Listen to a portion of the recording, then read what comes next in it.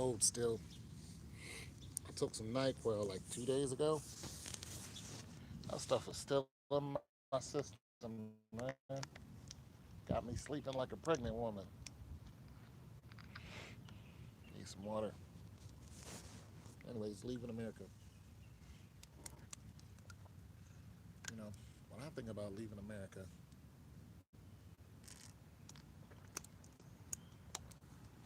I try to imagine a place to go where I'll get some of the benefits that America has. Not gonna lie, there's a lot of benefits being American, uh, and or associated with America. Let me say this: traveling abroad. For one, you know there's American embassies everywhere, and I've seen some instances where just being American has gotten people out of severe trouble. Severe. And we've heard of people getting in trouble abroad, and just because they're American, they got out of it. Ryan Lochte was one of them, the swimmer, one that told a lie, you know. But I've seen people myself when I lived in Germany, you know, catch a break because they're American. They were American soldiers. So, you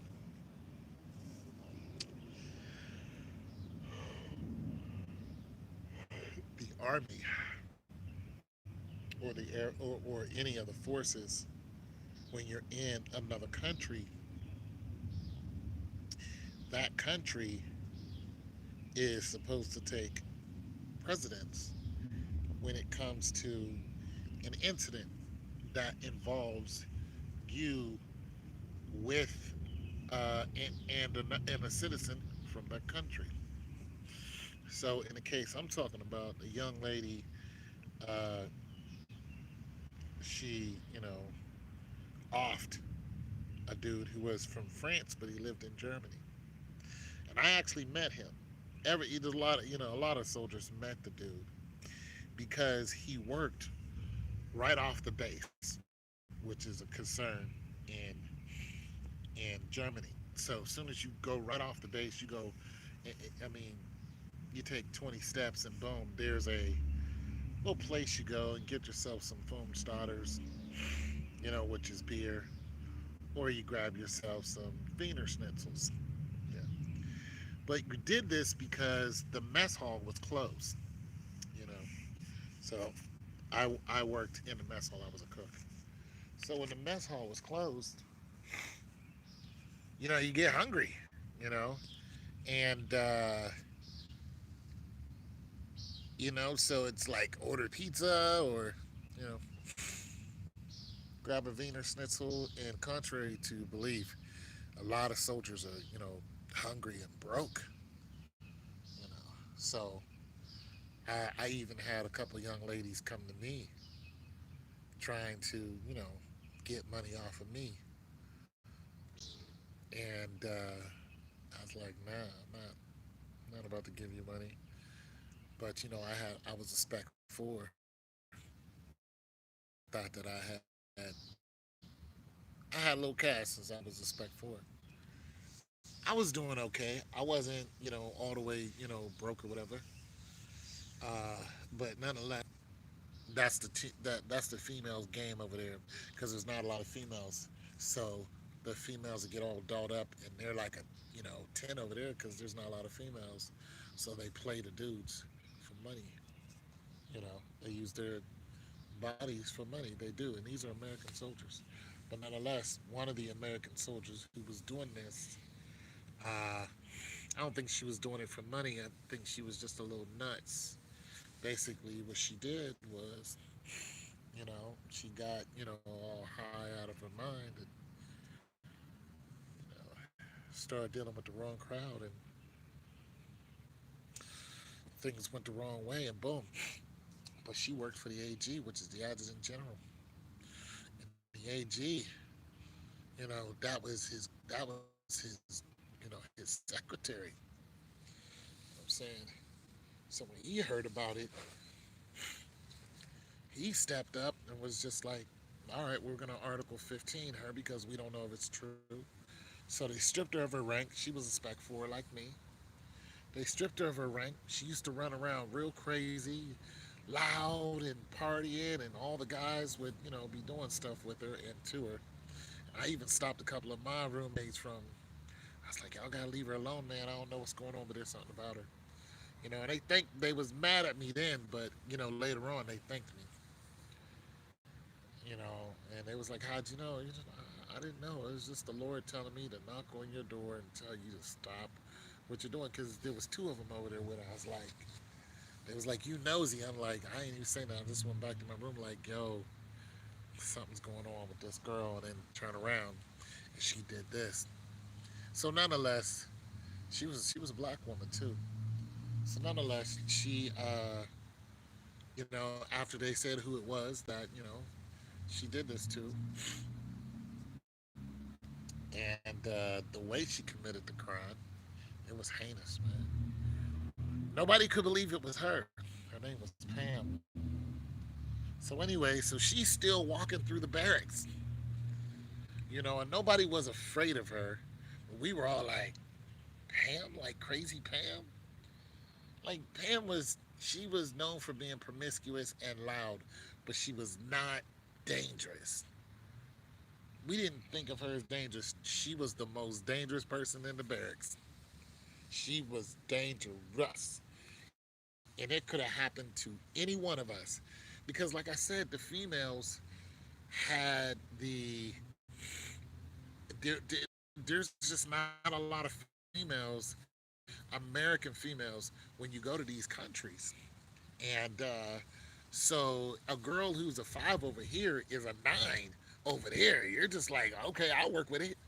And Pam wasn't bad looking. She had a great body. I mean, her hair was like wild. It was wilder than mine. She had a big old afro. Great body though. I ain't gonna lie. She had a great body. We were young. We were 20, 21. We were young, athletic. She had a great body. So she got a lot of attention from the guys. But I just knew something wasn't right with her, and the Lord was just telling me to knock on, my. These are guys. But nonetheless, basically, when I saw her in the barracks, you know, it was really something. She had a really ditzy, like a ditzy blonde, and I hate to say ditzy blonde, but this woman she was ditzy, high pitched voice, blonde, and she was Pam's roommate.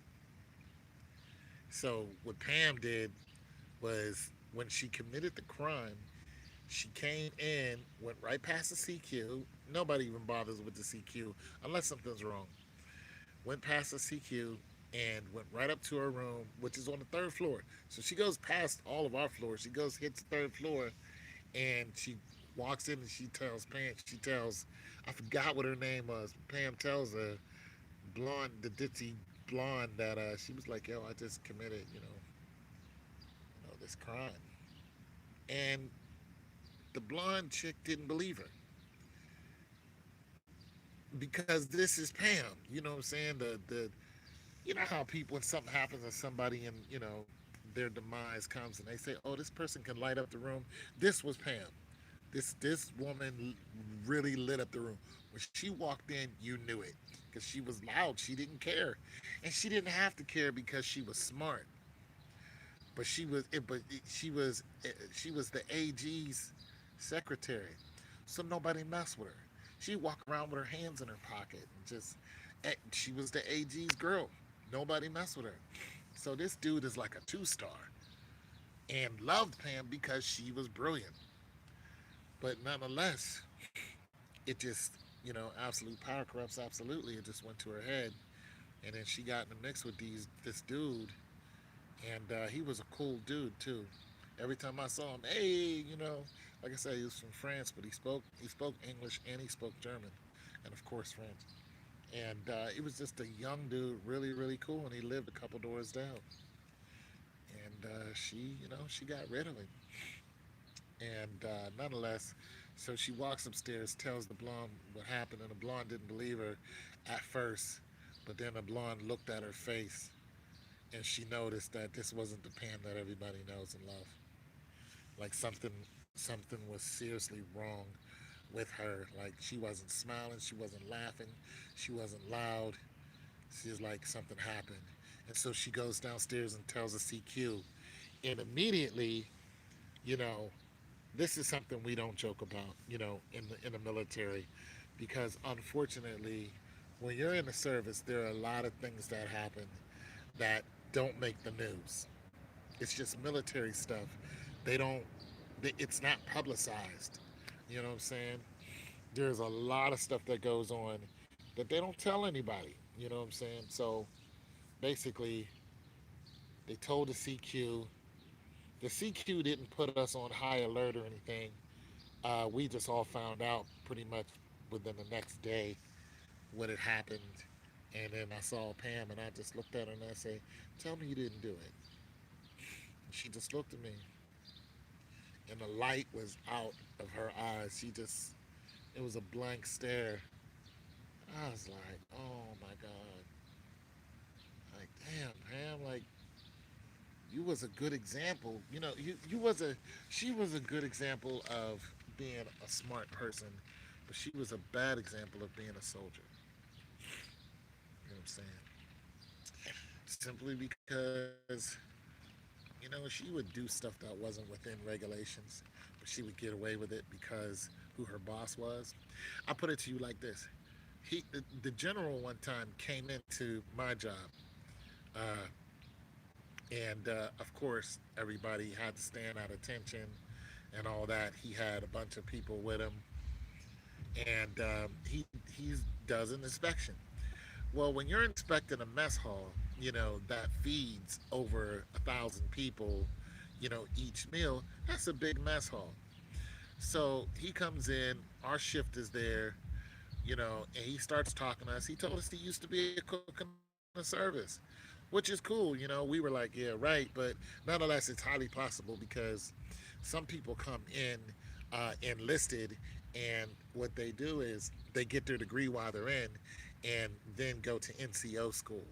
So, and or some people come in enlisted, do their 3 4 years, leave, and then come back after they get a degree because you had up to like 29 was the age back in 28, 29. Now it's 32. So it's easy to come in a E1 private, at 18, leave at 21, come back at 24, 25, and boom, next thing you know, you're an NCO. It is not hard to do. So nonetheless, but he had heard about my ability to run, and they always had this big cheese eating run. Cheese eating as a term just for everybody, trying to get close to the general and you know to get what they need, whatever it is. But the captain and the sergeants and all of them are out there, and they call it the hash house run. Well, I would win it consecutively, and I wasn't the fastest guy. It was just that I would win it. I would win this competition all the time. And one day he made a phone call to my boss and told him, I want, you know, this guy out there tomorrow. Like I didn't even have time to prepare or nothing. I was going to my shift or I was ending my shift, my night shift, and my sergeant, my E7, walks past me. He didn't even, he was a cool black dude. He didn't even like stop and talk to me. He just said my name and I said Sergeant. He was like, General said he wants you at the hash house run tomorrow morning. That was it, and he kept walking, and that's it. That's how he gave orders. That's it, and that's all. And so that's exactly what happened. Next morning, I was out there because he recognized me, even though I never met him like officially. He just recognized the fact that I could run because I ran all the time. And but nonetheless, so being an American soldier in another country and or an American, because once you go outside of the concern, the Germans, they think you're a soldier, especially if you're black. But see, here's how the tables turn. If you're white and you live in Germany, they don't know if you're a soldier or not unless you start talking. Then they're just like you're a soldier. Just the things that you say. Uh, Most of the time, when you're running around in Europe, because in Europe, what the military is connected all over Europe. So when you're in, Switzerland or any of those, what happens is you can catch a military hop that goes from one country to the other, and then you can catch the train. So you would have people who would backpack. I'd be like, "What you doing this weekend?" They'd be like, "I'm going to Switzerland," and I'd be like, "Yeah, I'm gonna catch a military hop. Military hop is cheap for us. It's as a matter of fact, it's pretty much free, for us. But like I said, it's a military hop, so it's not a comfortable plane. This is not a 747. This is a C-141, a C-131, I believe it is. It's a big, slow, twin engine hawk of a carrier that carries tanks. Uh, Heck, it can carry a helicopter if it wants to, and it also carries humans. And the way the seats are set up for the C-141 is you're flying this way, but you're facing that way, and it has no windows. So when you catch a C-141 and you're flying. Okay, so I caught a military hop. I caught a military hop from Germany to here to America. That military hop, we flew for 5.5 hours on a military hop. That flight was probably a lot faster on a regular plane, but it took 5.5 to 6 hours. So you're talking about a plane that flies a lot slower. It's a lot louder. Actually, a lot of times you have to have earplugs in when you're flying in a C-141 because you can hear the twin engines just like it's just not a comfortable ride. So when somebody says, "I'm going to Switzerland," you calculate how much of a flight that is, and you're just like that's going to be uncomfortable, but you can do that. Switzerland, Zurich, Munich, fly all over, fly, just fly all over Europe, and you can do it in a weekend, and it's nothing. So you would see a lot of military, especially white dudes. A lot of military white dudes would be out in the whatever, you know, during Oktoberfest, go get drunk, get in trouble, whatever. But as soon as they mention that they're a soldier, it's a whole different story. They let them go, and okay, a situation that happened to me when I was in Germany. I was driving without a license, so my my captain was a real cool dude. My captain was a real cool dude. My first sergeant was even cooler. Uh, my first sergeant was real cool. But basically, I had bought an Audi 600, and when I bought that Audi, I bought it off of somebody who was leaving, and that's just the way you do it.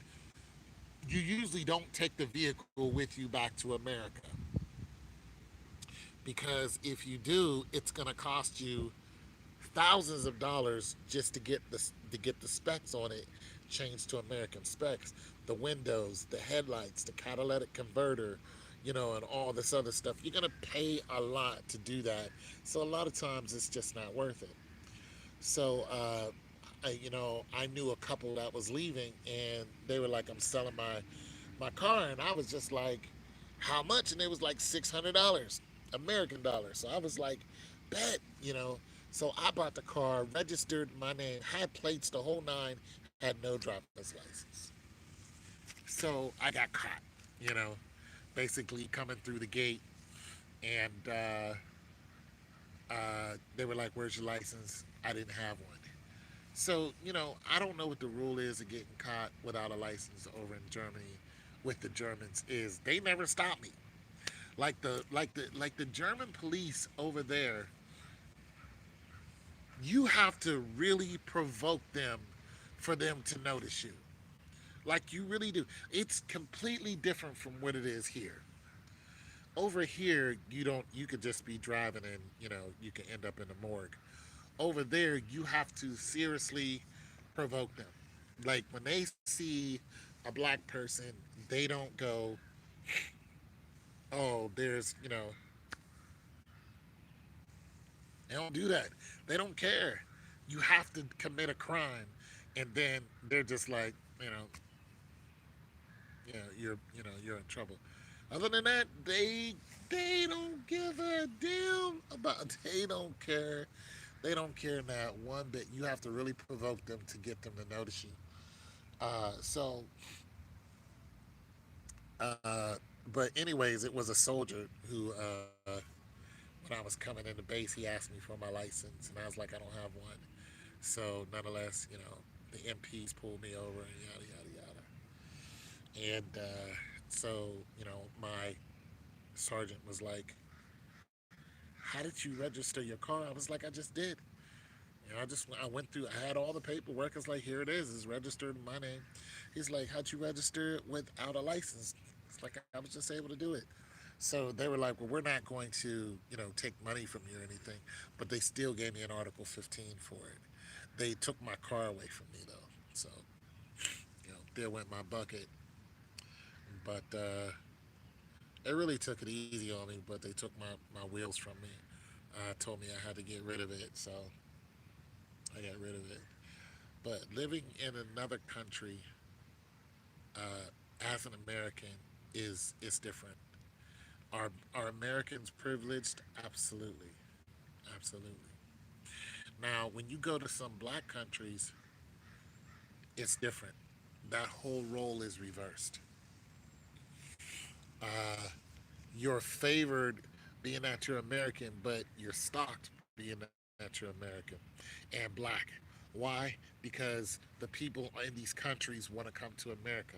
So what do? They find ways to take your passport, and you know sometimes they'll say you're not an American. They'll stop you in the airport or something. Police will stop you, pull you aside, and you'll be like, I'm an American. I'm going back to you're not American. Be like, what are you talking about? Like, yes, I am. Here's my passport. That's not you.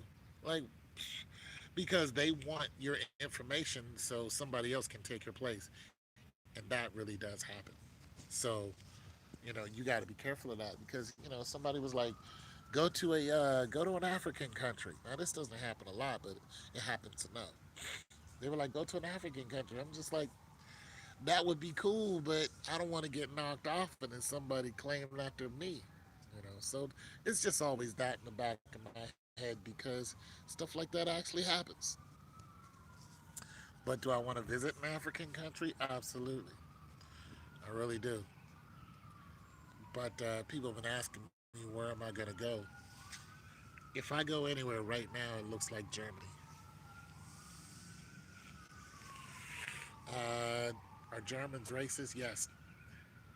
But they're subtle racists. You know, they're not violent racists. But are they racist against black people? Yes, absolutely. But like I said, they don't like we've never been slaves to the Germans. And a lot of German history involves people who've already come out of Africa. So it's just that they're the majority over there. But nonetheless, the German women love African men. And this is the problem that Hitler had. He found out that uh, the Senegalese men are very tall. And what happened is there was a war, and they end up fighting for Germany, but they settled in Germany, and they didn't go back to Senegal. So they were all soldiers. And when that happened, the women gravitated towards them because they're tall, dark men, all healthy and, all soldiers and whatnot. So they were like, oh, yeah, it's about to go down. And next thing you know, you had a flood of what we call war babies, which are just mixed, half black, half white uh, children running around. And Hitler uh, had an issue with that because he was interested in pure blood. So, but as far as being racist, like hating black people, there's, I mean, he locked a couple of them up, but he didn't. I mean, some of them actually fought for him. So, Hitler had color troops. You know what I'm saying?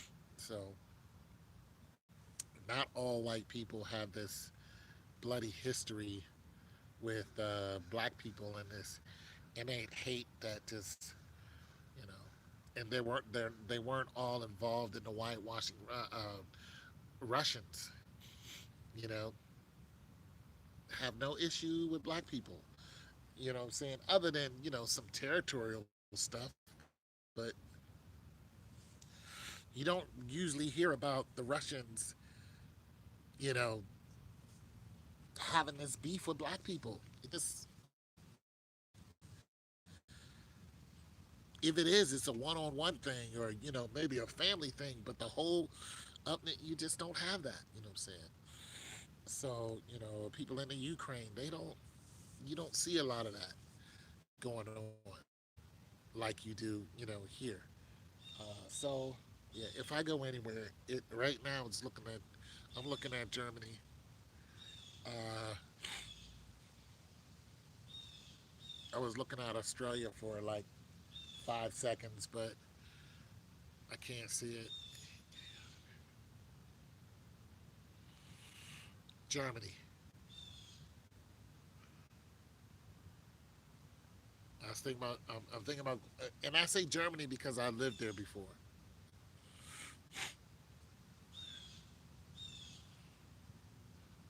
And it's a very diverse. I mean, if you go to Frankfurt, Frankfurt is diverse. I mean, yo, there's all kind of nationalities in Frankfurt. It is a hotbed. It's a hotbed of just a mix of people. It's just different there too. It's a lot more liberal than America is. You know, a lot more liberal. I haven't been there in a long time, but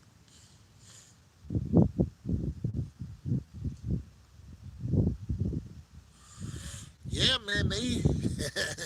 I had a German girlfriend while I was living out there. For a short time, I had a German girl, man, and she had a kid who she had a kid not by me. She she had a little girl, and her little girl was like 9 or 10 years old, and she was mixed. So it was like a thing for her. She was like, I like, she liked American soldiers, and she had already had a baby by one. So I dealt with her for a while, but you know, I was into the church heavy, so I stopped and went back to the church. But she was a cool chick. I had met her at a club, at an NCO club. That's what they do. They hit the NCO club and look for soldiers. And the thing about it is, it's different than the women over here looking for soldiers. See, looking for a soldier over here is a come up to an American woman.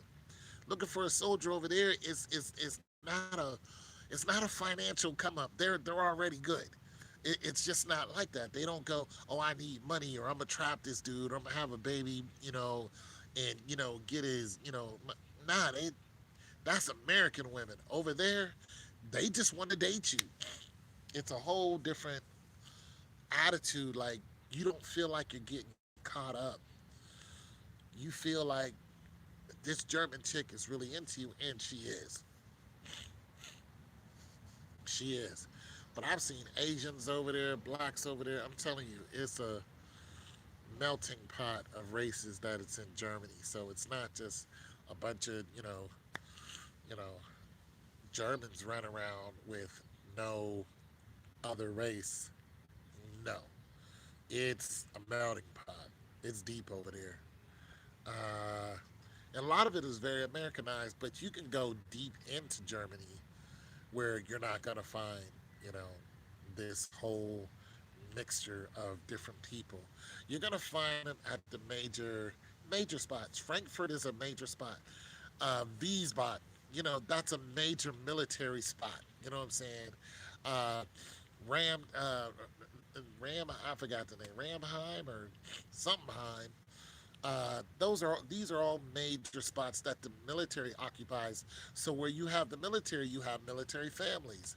So you'll see a mixture of different, races that are American. But once you get away from that and go into the countryside, it's all German, all German. You know what I'm saying? It's all V Gates, V Gates. You know what I'm saying? And then you start getting into the East and West Germans. Then you have the different dialects. So if you're following the main roads, the main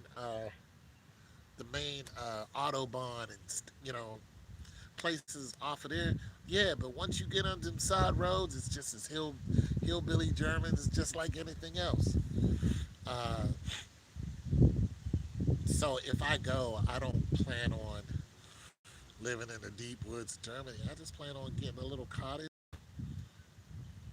and just existing. That's it.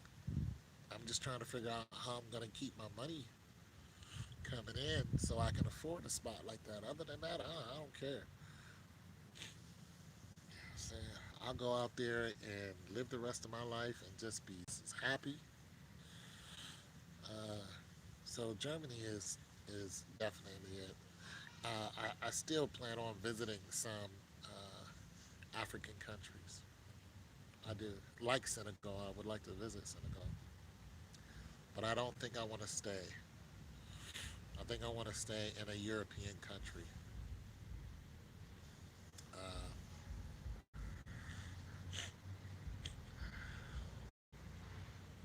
you know, so so yeah, but living in a different country is. I've been to 5 different countries. I've been to France, Spain, England, Canada, and Germany. France, Spain, England, Canada, Germany. Canada is right next door, so you don't really feel it. You don't really feel it. Spain, you feel it. You can tell that you can tell you're in Spain, especially at 12 o'clock. There's nobody out on the street. But things are, like I said, things are a lot more liberal in these countries. Now, would I move to Spain? No. But would I go visit it again? Absolutely. I would go visit them again. Right now, they're having a lot of financial troubles, especially Spain and France. And, you know, they're having some issues. But are they cool countries to visit? Yeah, yeah. Go visit them. I suggest you guys, get your money together and go visit some of these places. Sorry, my nose is. I suggest if you guys like, don't rob yourself of the beautiful world that the Lord has, you know, built. Don't rob yourself of that. You know what I'm saying? I know some of you, a lot of you, I think all of you guys are younger than me. But even if you're older than me, if you can get a weekend and just go to another country and dip back, nice 3 day weekend. It'll change your whole outlook. Especially a lot of you are men, and the reason why I say this to men, because a lot of you are single and you're unhappy with the female situation here in America, the whole Me Too movement. A lot of you are struggling with the women that you're involved with or were involved with. A lot of you are, you know, y'all got some issues, just like a lot of other guys do. You know, don't go to a European country. Don't go to a place where the Me Too movement is a big deal. Like, don't go to France and expect something different. Don't go to England and do the same thing. You know what I'm saying? Heck, the Me Too movement has reached all the way to Asia. They're doing the same thing over there. They have a serious male to female ratio problem over there. There are like 4 million men who will never find a woman ever. You know what I'm saying? You got some places in Africa where that's the flip. I mean, it's there's so many women that'll never find a man. You know, so now you have this mixture of Asian men pouring into Africa, and what's gonna happen? They're gonna start having more Blasian babies. It's just gonna happen because there are more black women in some countries, uh, and they just outnumber the men. But in places like Nigeria, the numbers even. It's really odd because Nigeria not only is the number even, but they also die at the same age, on average, on national average. There's as many men as there is women in Nigeria, and they die at the same age. That's something that doesn't happen here. It's very lopsided here, but nonetheless, so go to another country, especially if you're still looking for a woman. See, I'm not looking for a woman. I don't go out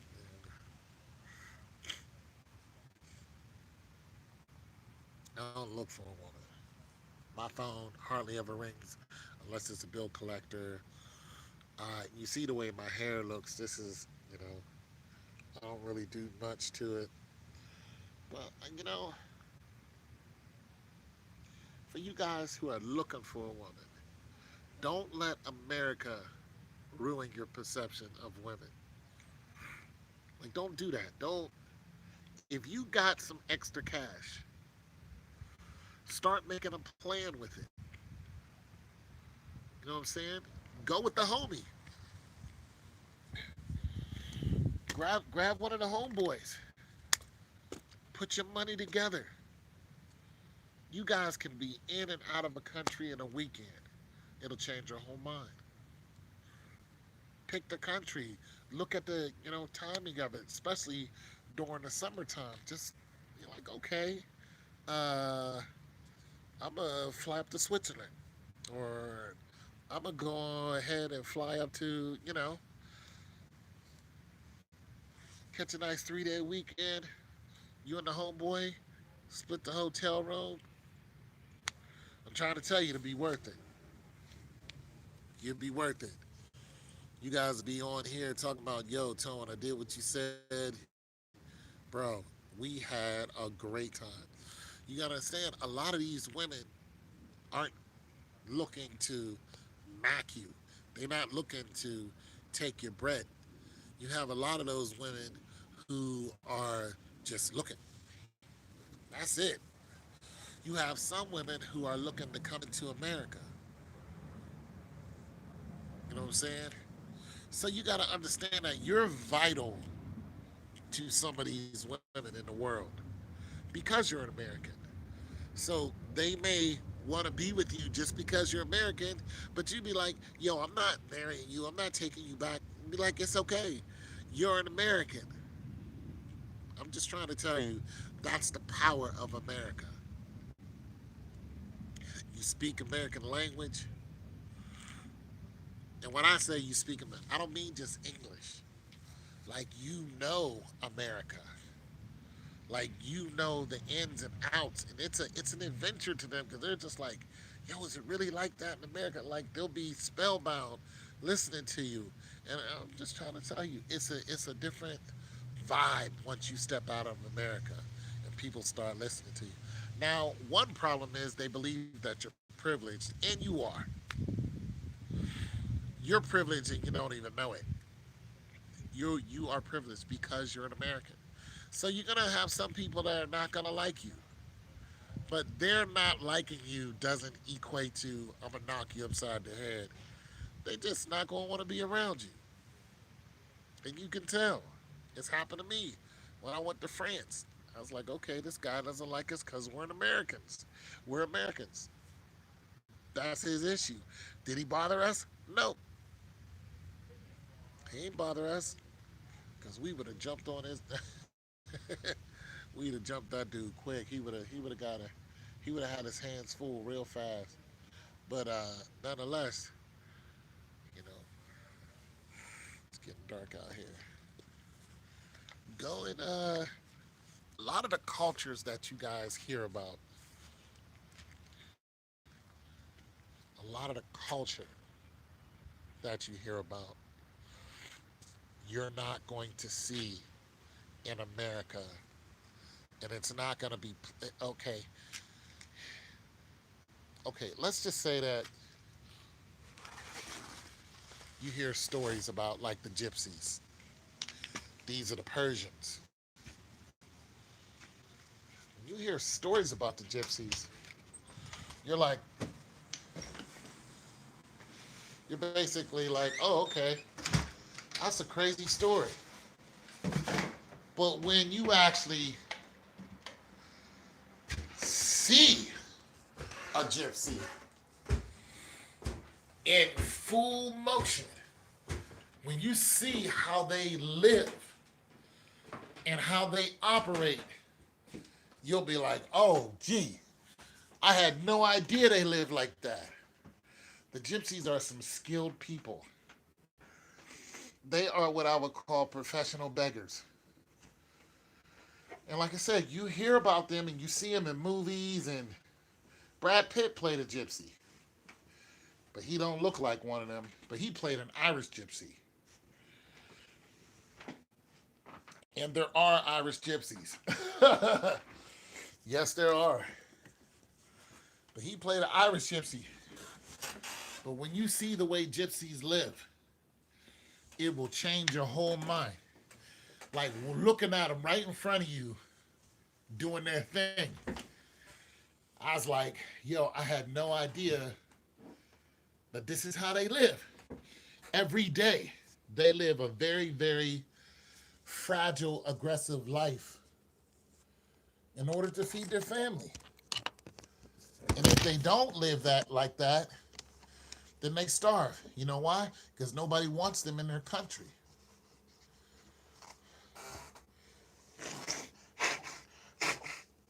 Their countries have been overtaken, and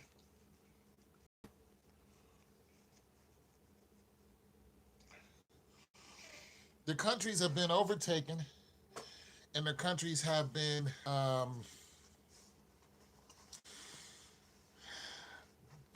destabilized financially. So when you have destabilization of a country, you have the dollar value or whatever they use, rubles or whatever it is that they're using. You have the value of their currency sinks. You know, it just it takes hundreds of them just to equal $1. Kind of like a peso,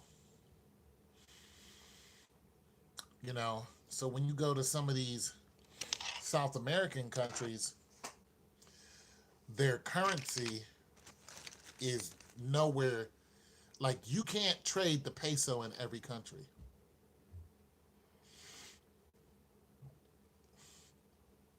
The Deutschmark, they got rid of the Deutschmark, but the Deutschmark was worth more. When I lived in Germany, the Deutschmark was worth more than the dollar.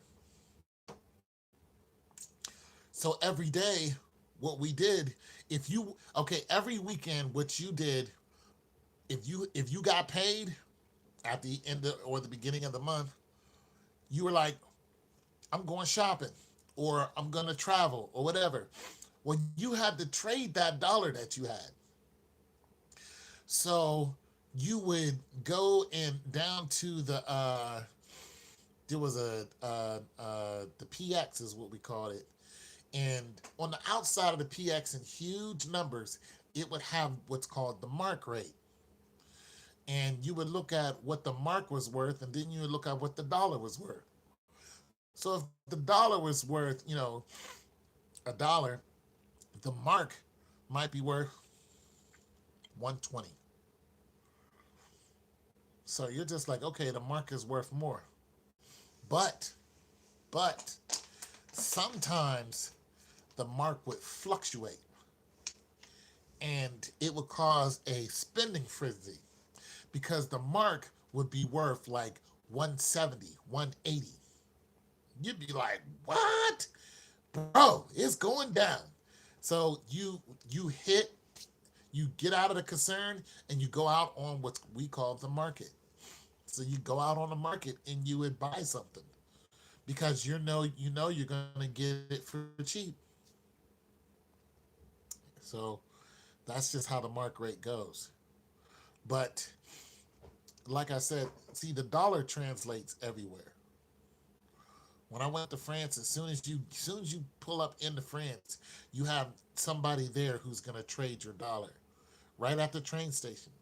You say, I have, so many dollars. They say it's worth so many of whatever it is. And then sometimes some places will just take the dollar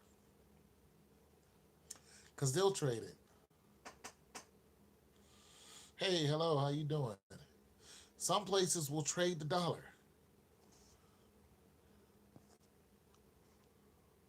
You came across gypsy people when I lived in Houston. Yeah, you came across gypsy people when you lived in Houston, but when you see gypsy people in their own environment, it's different. The gypsies are a passive aggressive group of survivors. They're fascinating, but nobody can beg like a gypsy woman. No one. Because they'll hold the baby and you think the baby is a doll because the baby doesn't cry. I saw a woman get beat out of McDonald's with a baby in her hand because she walked up to an African woman and was asking the African woman for food while the African woman was feeding her kid. And two other African women were sitting at another table. Didn't even know her. So me and this other woman, we sitting there, we're African American. You never seen gypsies before? Wow. Yeah. So we're African American. So you got about six black people that's sitting here watching this whole thing, not including us. We don't know nobody, so we just kind of there like eating our fries, like. So the gypsy walks in and she sees the black woman, you know, hey, what's going on? And she sees the black woman feeding her baby, right? So the African chick, she looks up at her, and the chick that's begging is not speaking in the language that she understood, but she understood the gesture. So she's like, I gotta feed my little girl. Now the two other African chicks turn around and they're looking right at her. So when she tells this woman no, she's still standing there begging. So like I said, they're professional beggars. So the two other African chicks take like a piece of paper and throw it at her to get her attention, like leave her alone and let her feed her baby, like, you tripping. So The girl like looks at them and keeps begging. Those two girls got up out of that chair so fast. They beat this woman upside her head until she left the store. They literally beat her out of the store. You can feel the impact of them slapping this girl. Blah, blah, and preaching to her the whole time. Just mad because this chick is African. You understand? Africans in France is a whole different type of aggression. That's a whole different. This not to be messed with whatsoever. It's a whole. These are motherland people. This is not. I don't know where I came from. People. They're not like me. I don't know what my tribe is. These people know exactly what their tribe is. They know exactly what part of Africa they came from. They don't play. They're not going to play with you at all. They're very aggressive people. So they attack this woman, and she's got a baby in her hand. You really want to live in France, but finish studying the language? Oh man, they speak English.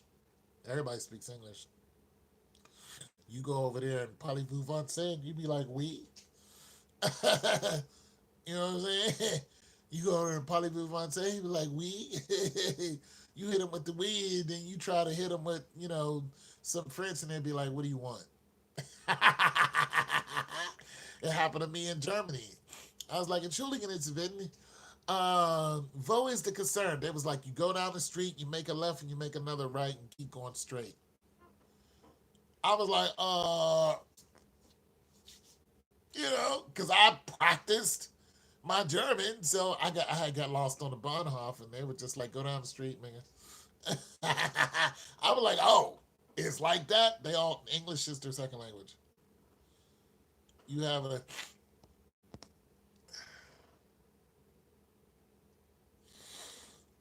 well, you have a cousin over there, France or in Germany, whatever country your cousin is in, they know the language by now. Like nobody from that country is gonna say some backhanded. Oh, Paris, yeah, that's where I was. Nobody from old Paris is gonna say something backhanded and they don't understand what they're saying. Oh, you about to do what the who punk? You about to what? Loke up, it's just they get it, you know, because you're around them so much. But Paris is flood. Paris is a dirty place, man. You got so many tourists over there, and all this time, my friends uh, persecuted me, learn the language as if they only. Oh no no no no no no no no! People in Paris speak English.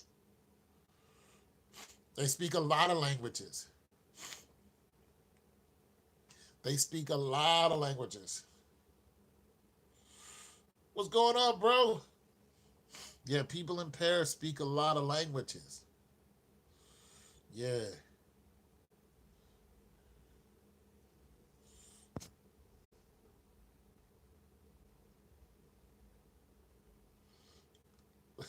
No. Rest in peace, Jam Gang. Whatever, man. You tripping. Uh, how is Germany when you visit? I have a lady. I have a lady friend that lives there, and I want to visit eventually. What do you mean? You mean how was my experience? I had a great time. Go, go to Germany. No, I'm not saying it again. Go to Germany, and man, go to Germany, man. It's a long flight, but it's worth it. It's worth it. You will have, listen, you'll have a great time in Germany. And when you go, make sure you hit the market. Like, go to the market, go and taste the food, uh, go to a show. Yeah, go to a show. Okay, yeah, going to Madrid. There it is. Yeah, get out of America, man. Go visit. And another reason why I'm saying this because okay, Organ McDog, Organ McDog trying to hey there it is, school my wife, yeah, the wife on investment, right? Oh, you're not in America? Okay, cool. There it is, London. Been there. It was cool. Lots of overdrive or overcast investment now, and some women don't see the bigger picture when it comes to financial. Yeah, see, that's one thing that's holding me back. The system of America, I've paid and into it, so it sustains me. You know what I'm saying? So it's different when you got to look at other people's healthcare systems. You know what I'm saying? You got to look at other people's healthcare systems. You got to look at it's just a lot to consider because you guys might have universal health care. You might have, which might not be that good, but you might have a socialist state. You might a socialist country. You might have a country that where you get your education free, where you get your health care free, but your education doesn't. Yeah, but your education uh, in that country in the school that you went to does not doesn't equate in European nations.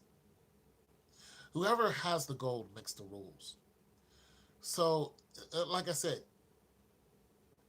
and I've talked about allied health before.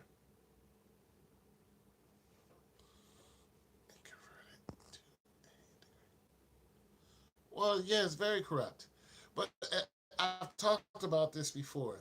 Even here in America, you have the healthcare system, the education. Your pops and his wife on their way to Germany. Yeah, tell them to enjoy it. I was in Darmstadt. I was about 15 minutes away from Frankfurt, west of Frankfurt. Uh, but nonetheless, the healthcare system, the education system for healthcare, you have different colleges that are teaching, and they have Heidelberg, there it is, and have different certifications. So when you go to another country, especially if you're looking for education, I think one of you mentioned this. If you're looking to educate yourself in another country, make sure that the certifications that you're getting or degree is comparable with the certifications over here in America and or France or England. Make sure that it is. Because if it isn't, you could just be going to school and it will equate to nothing over here. You can go over there and get a doctor's degree, it means nothing. Like when I first started going to school, I started at 26. When I first started going to college, I went to Talladega College. When I was leaving there were some people who were leaving there to go to a non-credited school. I couldn't understand that for the life of me. I was like, "You're going to go to a non-credited school? Why would you go to a non-credited school?" I just don't get that.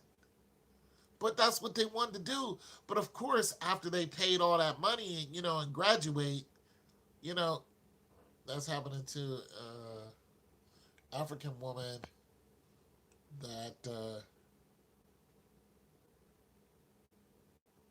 yeah, and paying less. I don't get it. That moved there to the States. She has a bachelor's, a master's, but it doesn't count for anything. That's what I'm saying. Now, this isn't always true because the school that I went to was asking if people wanted to study abroad. And I was thinking about doing it. I was thinking about doing it. I used to frown upon online schools and ended up getting a master's online. But it's the accreditation. Online schools, a lot of people were frowning upon them, but the online schools allows you to take classes when it's for non-traditional students. Now, a lot of I'm gonna tell you one reason why people frowned upon them, because the University of Phoenix didn't have the same certifications as Ohio State or NYU. They didn't have the same certifications. They were getting around it. I went to the University of Phoenix for a short time, and if you don't have these certifications, then once you graduate, people are gonna be like, "Nah, we." Especially if you're a specialist at something, they're gonna be like, "No, we don't accept that." And that's what happened when I transferred my credit from the University of Phoenix to Franklin University. You know what they told me? They were like, "A lot of these classes we don't accept.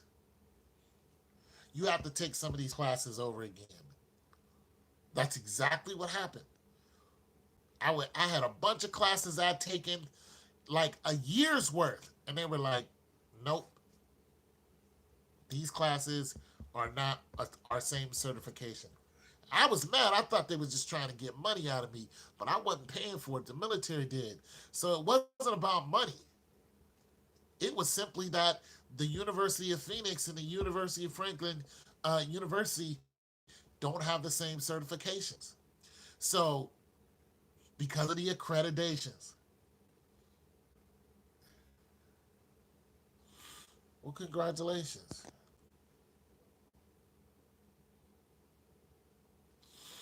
Yeah, congratulations, congratulations. But like I said, you can transfer those credits thanks to that's the only thing. Yeah, you can't see some of those credits I couldn't transfer. You know, I just couldn't. They were like, "No, we're not taking those because of the accreditation is different." University of Phoenix did it, but you know what the University of Phoenix did? They fixed that. They were like, "Nah, we're gonna get our accreditations together." You know what I'm saying? Because the word got out, and people were like, "You're giving online schools a bad name." So now if you look up the accreditation at University of Phoenix, they're like they're like, "Yo, we're the same. We're the same." You studied a bit online until in the UK, the biggest they used to broadcast their lectures on BBC after midnight so you can record them before the internet was a thing. Oh, okay. Boom. Non accreditation schools, you have to make sure they're accredited. Yeah. Yeah, you have to make sure that you have it. See, there are different accreditations. It's not just that it's accredited, it's what accreditation it is. The school I went to, people transfer from the 4 year school that I went to OSU. We're talking about places, that some of our presidents, went to, or, highfalutin senators and all that. They graduated from the Ohio State University. So our accreditation is right on par with what the federal government, is talking about. So Franklin is like, no, we're not going to play. Plus, they cost a good penny to go there. So I went to a private school. Franklin University is a private school. But you better believe their accreditation is right on par with OSU, and that is the benchmark, uh, like all over the nation, like NYU, OSU, LSU, those accreditation. Yeah, yeah, like you have a lot of prestigious people that came out of OSU. You have 60,000 students plus that go to OSU. So, they were like, yeah, private institution, but nonetheless, if I transfer, if I look to get a master's degree in health service administration, and I look at OSU, they're gonna be like, "Where did you go to school?" I'll be like, "Franklin University," and they'll be like, "Okay," and they'll say, "Well, we know them over there." It's exactly what they're gonna say. If I said I went to Ohio Dominican, they'd say, "Okay, we know them over there." But 10 years ago, if I would have said University of Phoenix, they'd have been like, no, no, no, no, no. You're going to have to take some more core or tier classes. See, they would have probably took something like your math. Okay, so let me break it down like this. You have okay. This is how gully it is now. This is how gully it is. I needed two math classes to graduate. I still have bad dreams about these damn classes. So one of them was statistics, right? So the statistics and accounting, but they're both business statistics and business accounting. So the UK Online University has student. It's called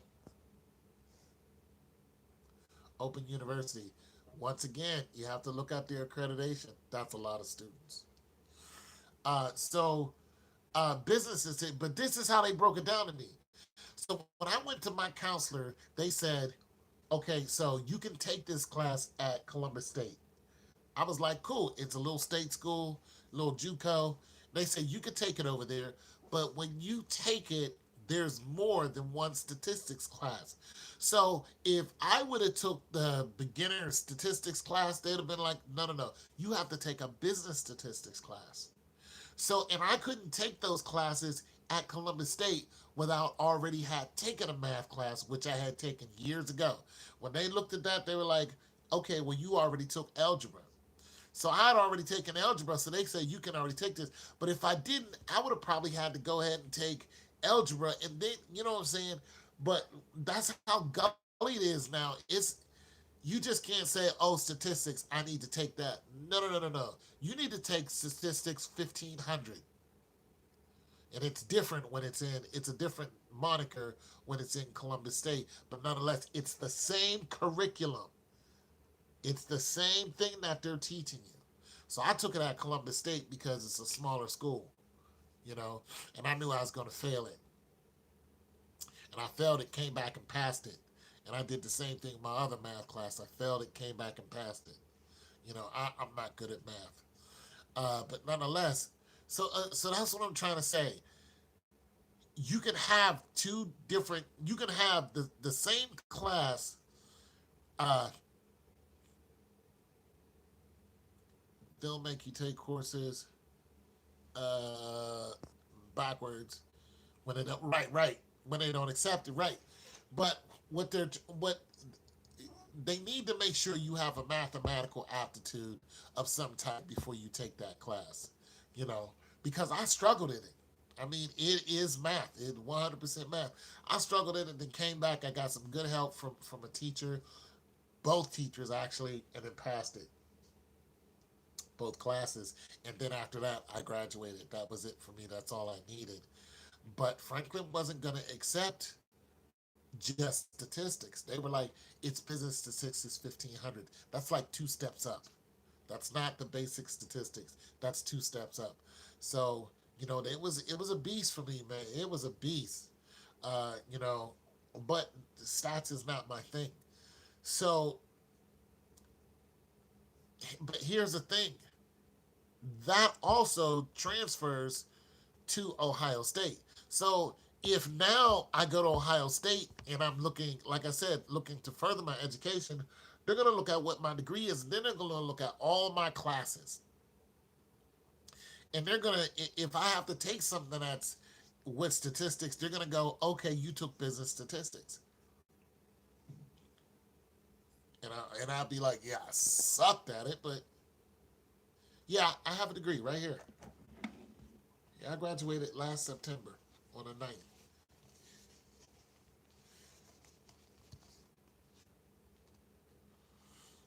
This is not a fake degree. That is the real deal.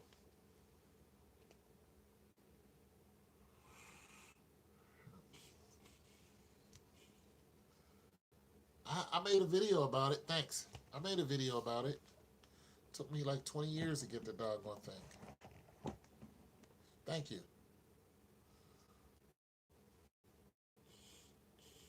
Health Service Administration.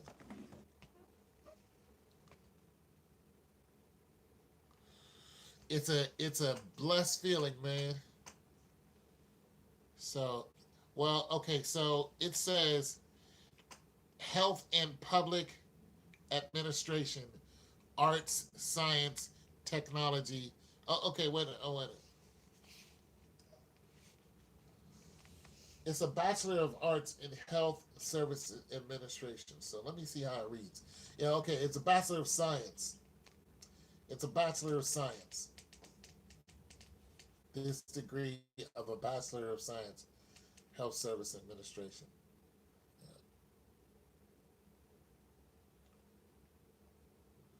It feels good to have it.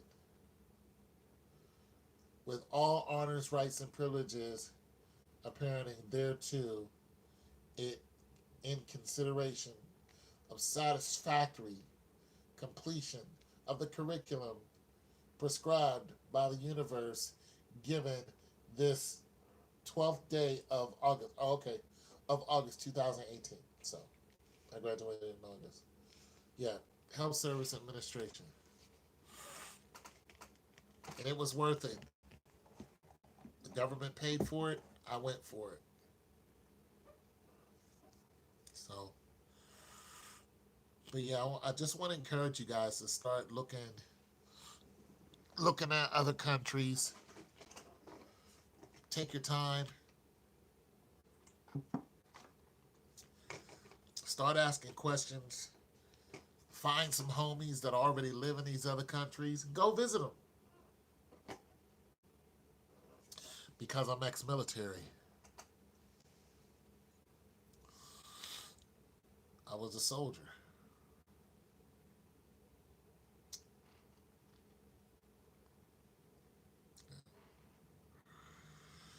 I don't have any pictures of me. I don't have. I have some online. I have a couple online of me in my uniforms and all that other stuff.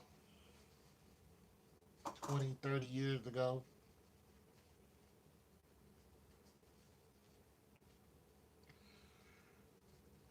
25 years ago. When I had a pair of good knees. When my knees didn't hurt every day just to stand up. I could run like the wind.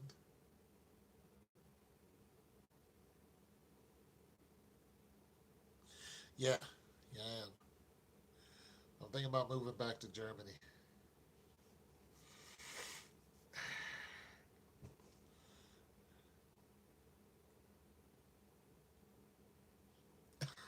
Just not seeing the title. Yeah, I'm thinking about moving back to Germany. It's less friction. I can go over there. You don't have to worry about the stuff you do over here. Things is just a little crazy over here for me. And the older I get, the more tired I get. Yeah,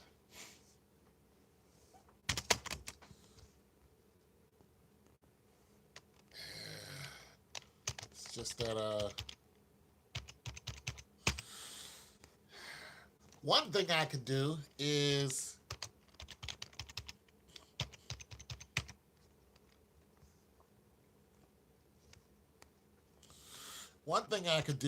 actually work.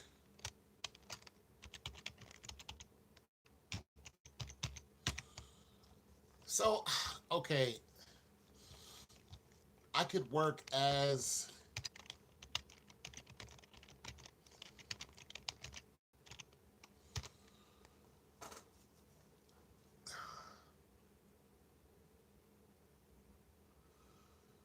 yeah,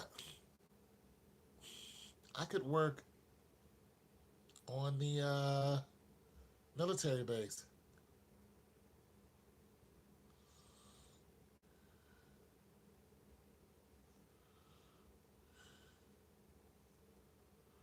Yeah.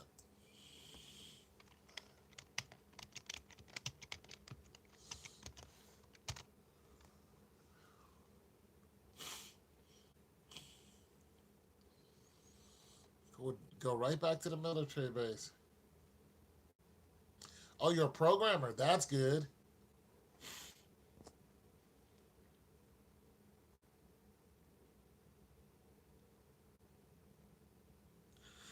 Yeah, there you go. See, my degree allows that too.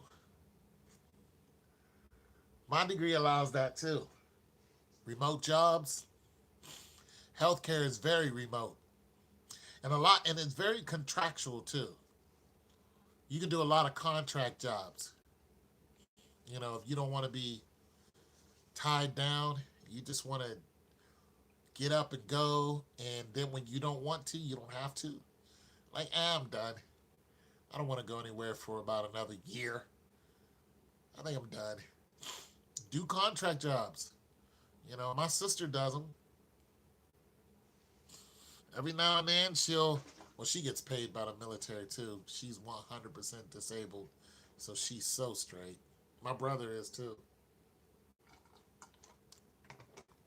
But what my sister would do is when uh when she feels like it, she'll do a contract job and go to Afghanistan, and they'll pay her for the same thing she did in the military.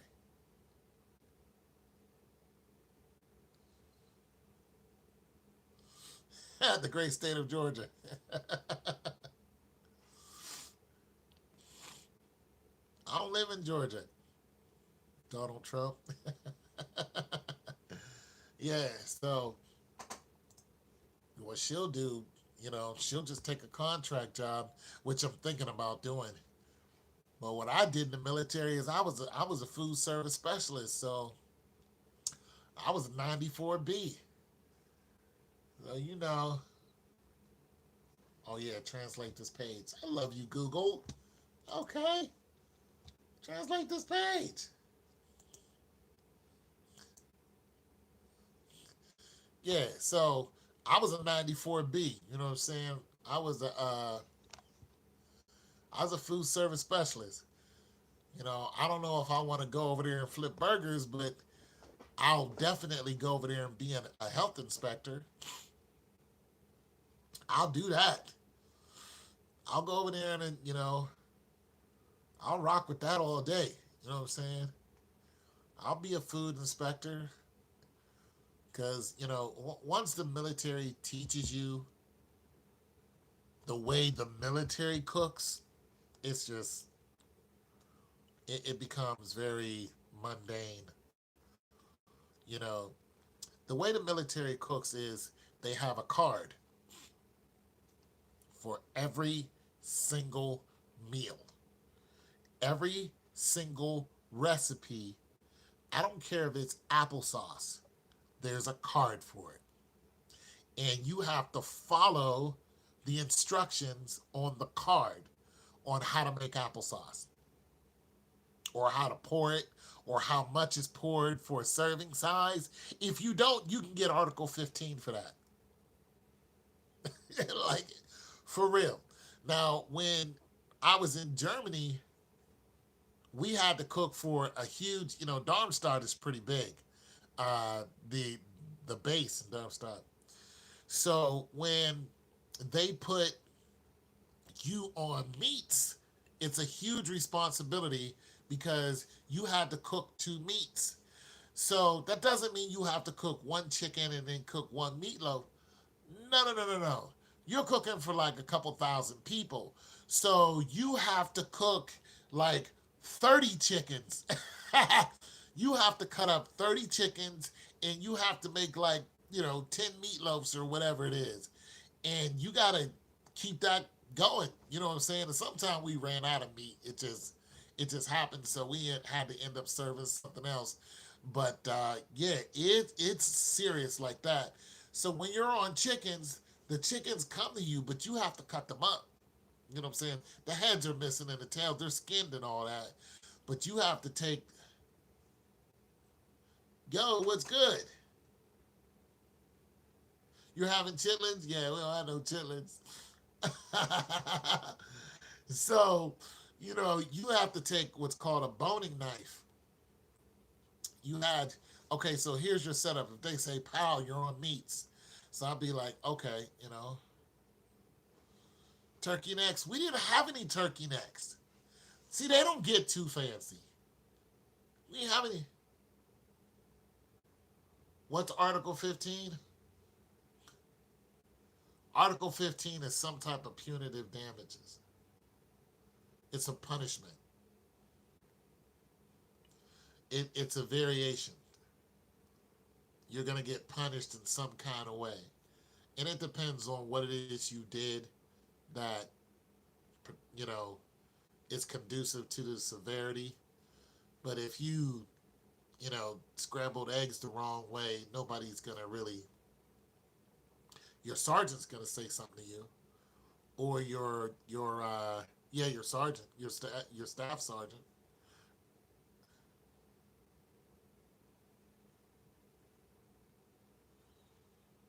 How did I get 2.8 subs? I've been on YouTube for 13 years. Are you a cop? I am not a police officer.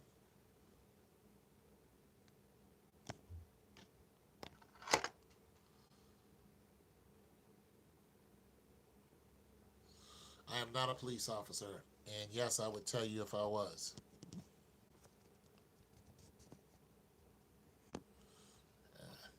So, yeah. It's not hard to get that many subs. Depends on what you're doing, what you're talking about. You know what I'm saying?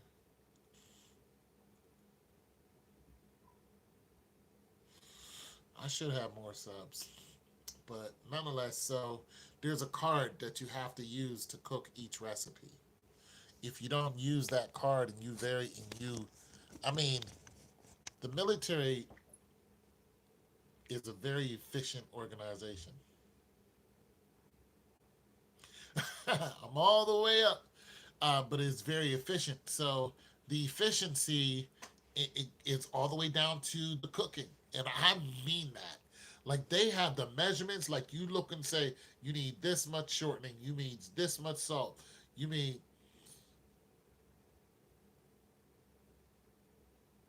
this much this. You have to follow that, and once you do, once you get used to it, you know what I'm saying. So being a food inspector, like cross contamination, like you go through all that, you have to learn all that other stuff, and you know what I'm saying.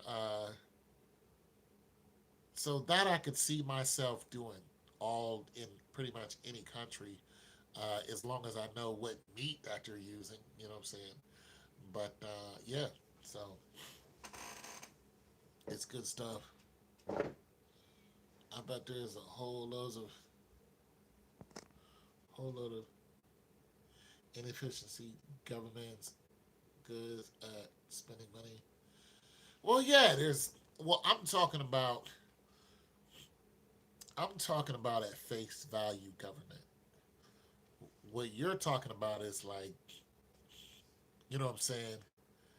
But when it comes to the jobs that you get, those jobs come with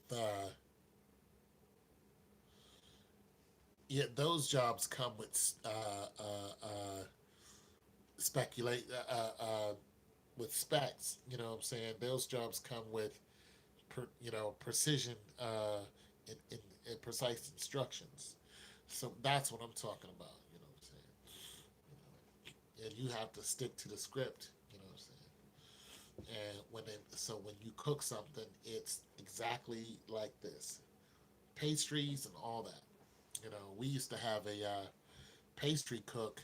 That's all she did. And I say that's all she did. That's all she freaking did. She worked in pastries. That was her thing. There was two of them, but she rocked the pastries out.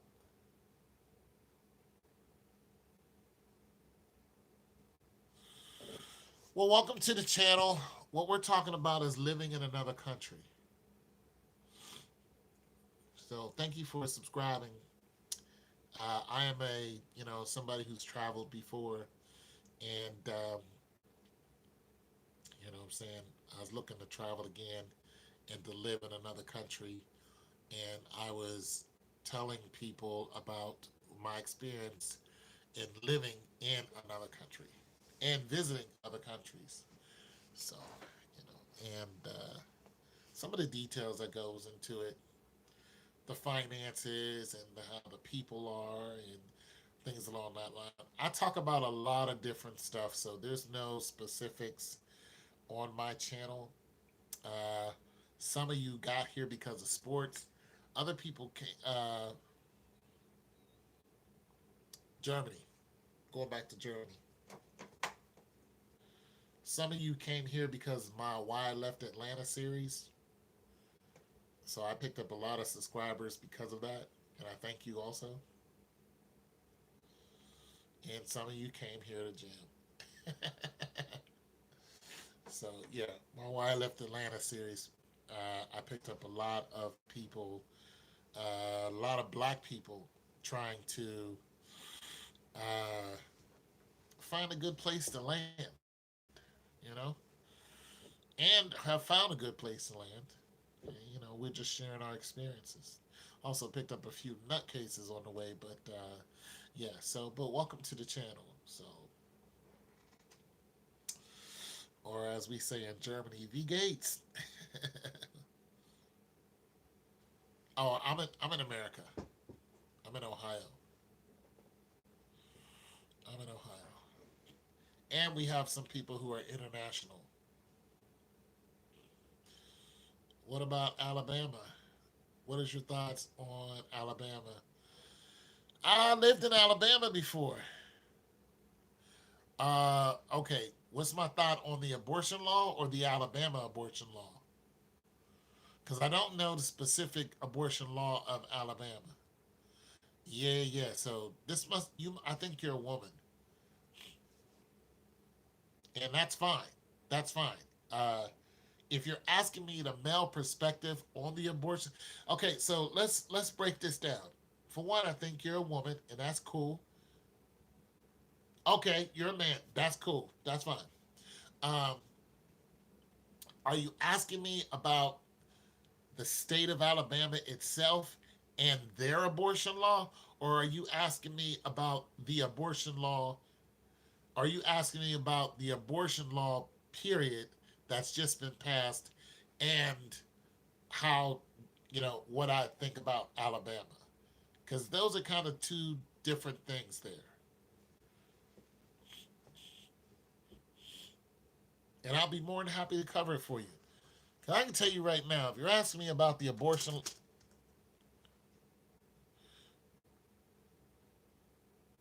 okay, so Alabama must have an abortion law that I am not aware of. They must have just came up with. So okay, hold on. All right, so let me look this up real quick.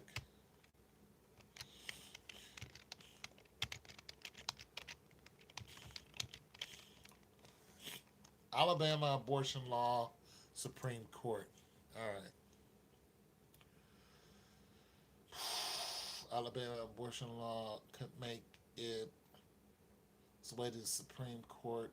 All right, let me do Alabama Republicans want to now. Oh, they're gonna change Roe v. Wade. Now, what I think this. Okay, 30. I'm not old. Oh, okay. Sign a law. The country's toughest anti-abortion. Okay, I'm not even gonna read it because I've already heard about it. It's the Alabama abortion law, but nonetheless, it's for the country. Okay, if it goes to the Supreme Court, it's for the country. All right, so this is the deal. For what little I know about it, they're talking about the inability for a woman to have an abortion regardless of how she got pregnant. That's the way it's been, the way I understand it. You can correct me if I'm wrong, I don't mind. Uh, so there's been all kind of people who've been going this way and that way, left and right over it because they think that if a woman has been taken advantage of, or a female has been taken advantage of, and then they are pregnant, that it's unfair to say it's against the law for you to have an abortion. Okay, so there's a lot to unpack here. All right. For one, I kind of covered this in a different video. You can probably check it out. Now, for one, these laws, and them saying this, it may make it to the Supreme Court. It will go to the Supreme Court. It will be passed. And this is why. This is why. The European nations, the European people, their numbers are declining at a massive, massive rate. And there's a lot of factors that goes into this. So this is going to be a long-winded answer. So if you still want it, I'll give it to you, bud. Okay. So the European people, okay, a couple years ago, and I think it was Germany and some other European nations, they told couples, they said, look, we will pay you to have children. We'll pay you to have children. Have a baby, it's on us. We'll pay for it, right? Because of declining numbers. Now, Ben Franklin had talked about this. Now, the numbers of European nations are dwindling for a lot of reasons, especially in the wake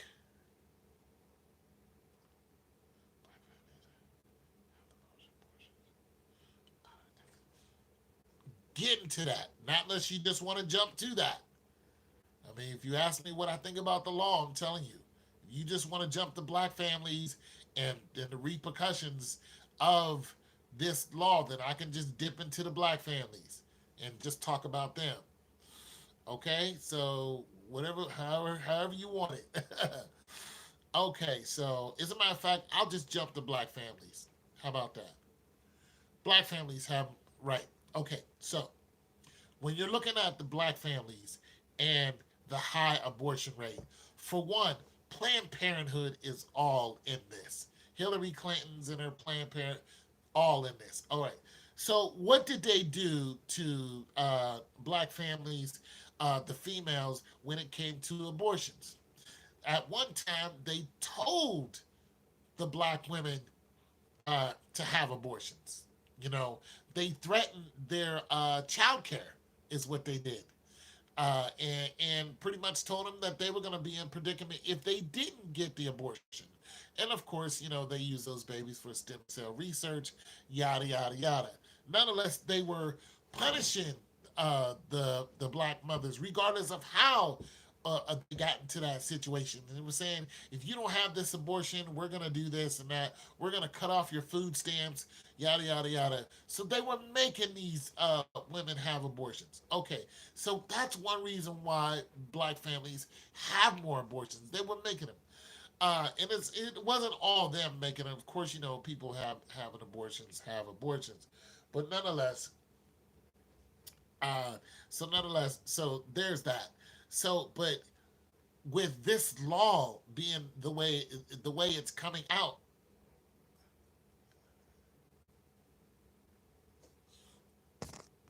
you live in Atlanta, and yes, it's boring down there.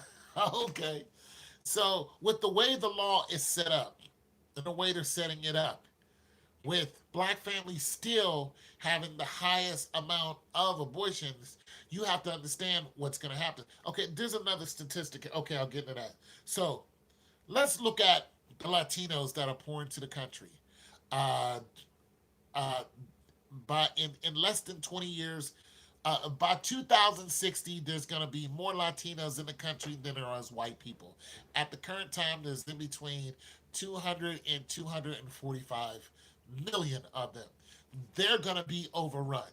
Okay, right now their numbers is somewhere at in between 30 and 40 million.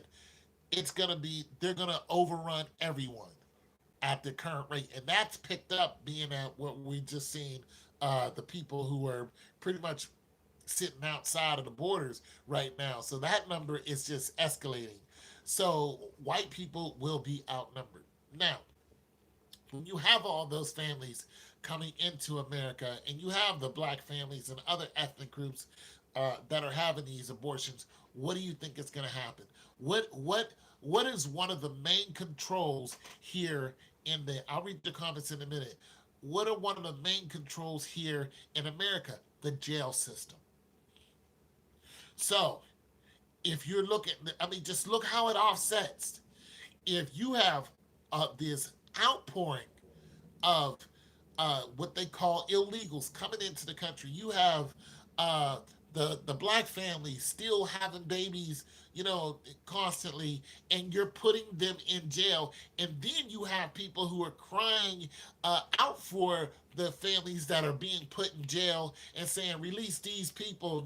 You have this, you even have the presidents releasing people because they've been put in jail unfairly. You have all these people coming out. So it shouldn't look strange that there's a system that's being set up to automatically put you in jail. Like I said, there's a lot going on with just this law to automatically put you in jail if you have an abortion. The jail systems need people. The jail system needs funding. So how are you going to, if you're bringing all these black men, you're taking all these black men out of jail because America's so bad, why not make a law to put, you know, black women in jail? There are over 2 million African Americans in jail. So why not make a law to put the illegals automatically in jail if they have an abortion? You think that's not going to happen? That's exactly what's going to happen. The jail system is all over this. Not only that, but I'm gonna skip to the European people. The European people, being that they're outnumbered, one of the reasons why they're outnumbered is because of the wars that they start.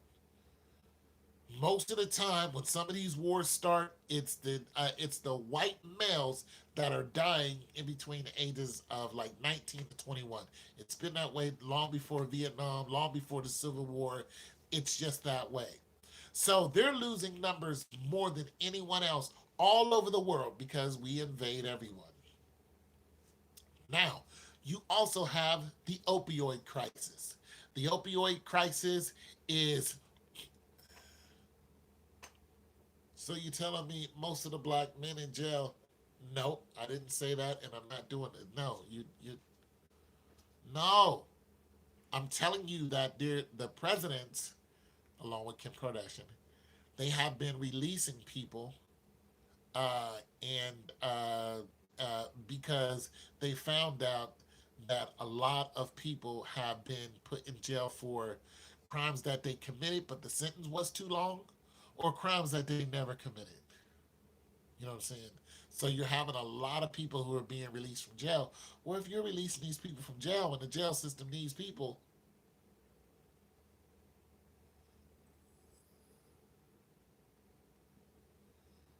yeah,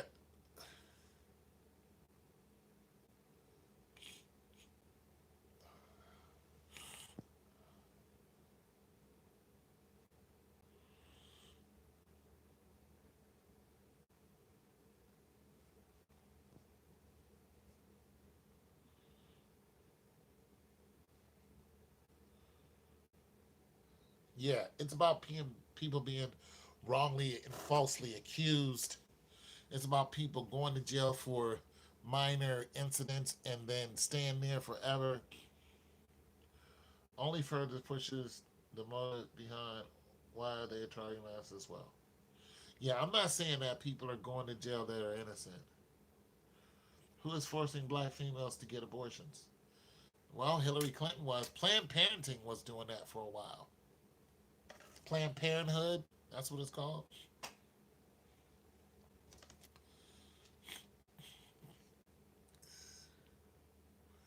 That's not true. Look up what Planned Parenthood was doing.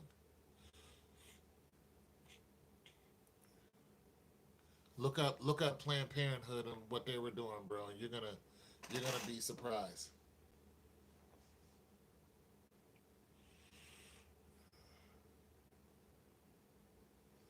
Yeah, you're gonna be surprised. But they were doing that. Bill and Hillary are crooks. Okay, you're a very literal person, so I don't know how we're gonna have this conversation.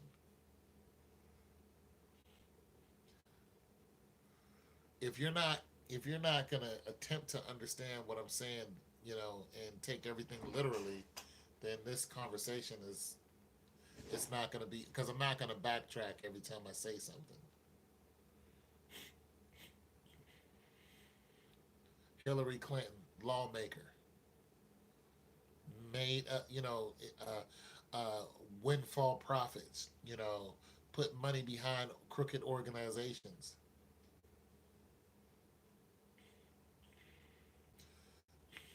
Yeah, they'll just off them.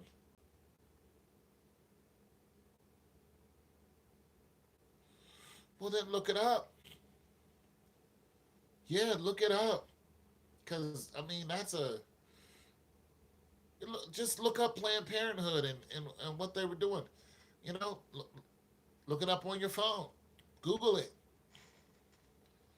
Yeah, that information is boom bam right there. Look it up and you'll see. Bill Clinton and Hillary Clinton were putting black people in jail. They were doing wrong. That's why I don't have no love for them.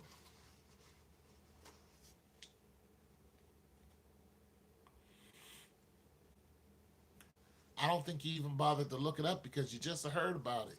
You just now heard about it. You didn't even bother to look it up. But nonetheless, we don't come to the same conclusion. That's cool. Yeah, you can research it. But nonetheless, Bill Clinton was putting people in jail uh, on the whole three strikes route. He was putting people in jail for life over marijuana.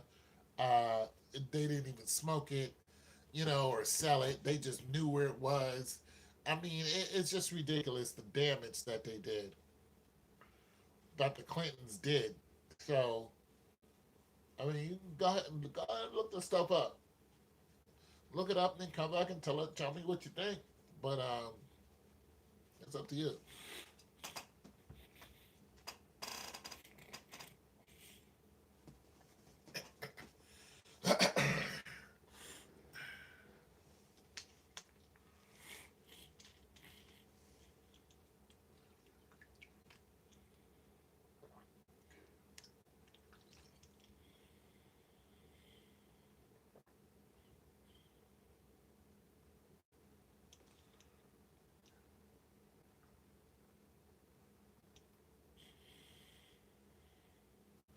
Nobody said black people are not a kind of. I don't know what your angle is. I don't know.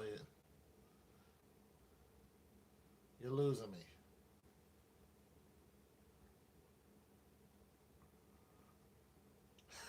I'm the daddy, the man.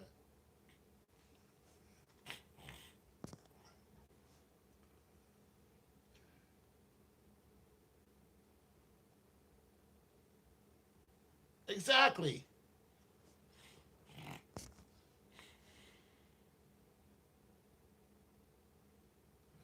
Exactly.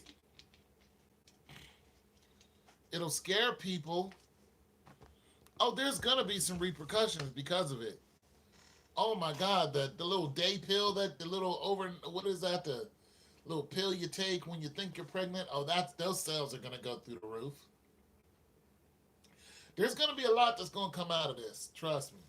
It's not gonna be,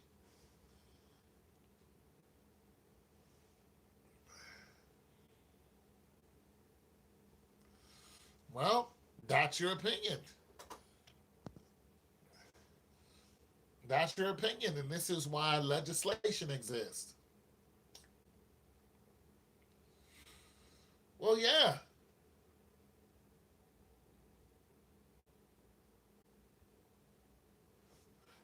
Yeah, yes, I am.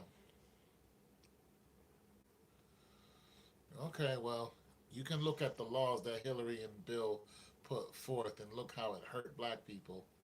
And, you know, taking a look, I don't even know what your name is. Taking account for yourself is one thing. All right, let me give you a fact. Okay, let me give you a fact that really happened. Okay, there's a woman doing life. She's doing. I'm gonna get this out. There's a woman doing life because she was set up by the cops. They were listening in on her phone call, and she admitted she knew where you could buy weed. She's doing life for that. All right, she's a young lady too.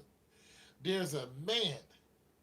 There's a man who's doing 50 years. Who's doing 50 years because he robbed a store. It wasn't strong arm robbery. He didn't have a gun. He took a sandwich. A sandwich. A. And you know what they gave him? 50 years.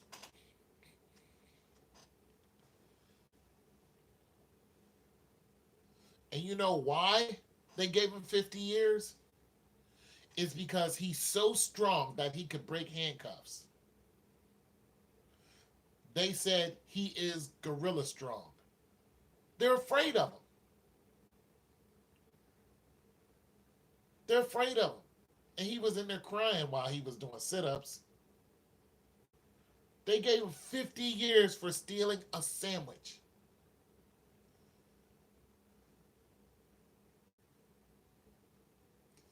Yeah, he's gorilla strong.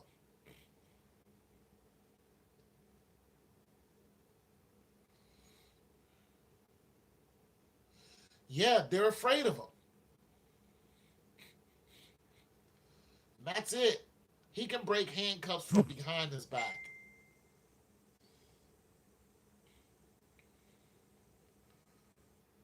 So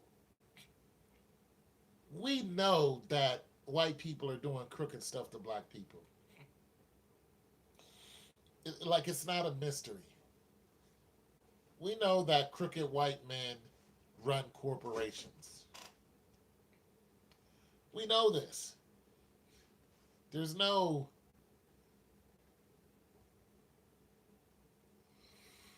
well, according to the law, they're saying if a child is 6 weeks, then that child has a heartbeat. That's it. You can't abort the child. That's it.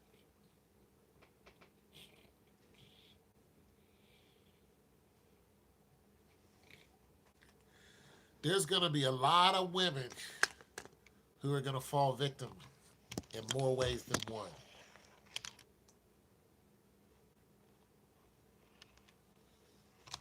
Yeah, there's going to be a lot of women who are going to fall victim to the government. And you have to understand, you know, like I said, they're trying to boost their numbers. That's for one. They're going to be putting a lot of people in jail. That's for two.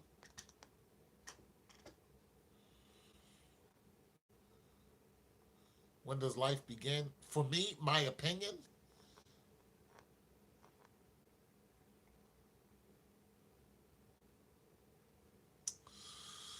when does life begin? When does, when are you aware? I guess that's when you're asking. Shoot. Nah, life begins way before you come out your mama.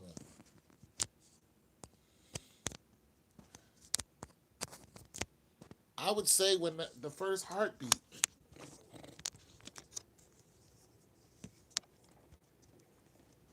That's probably it for me. First heartbeat, probably.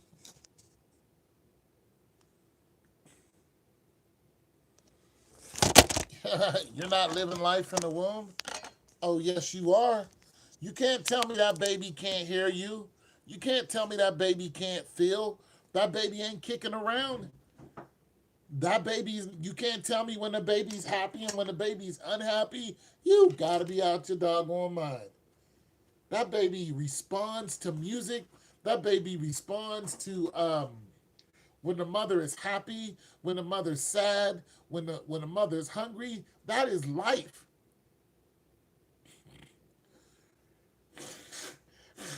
That's life. All that's life. What you talking about?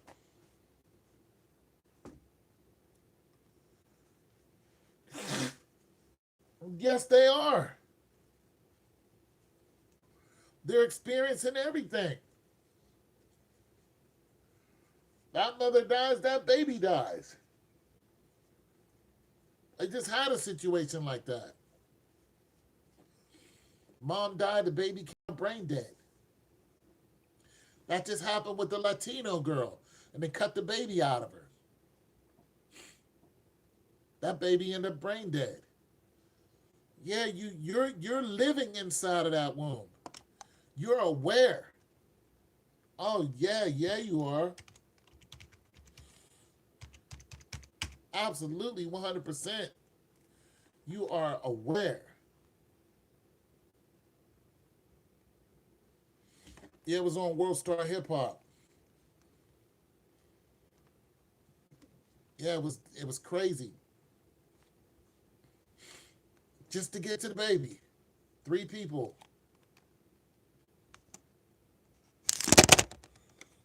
Yeah. Three people are indicted for that crime.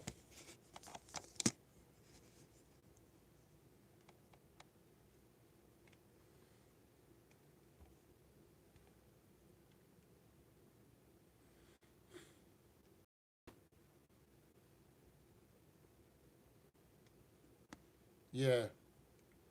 What's going on, Vic?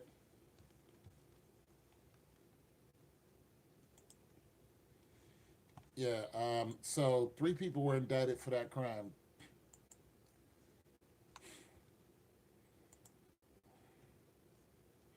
That's pretty heinous.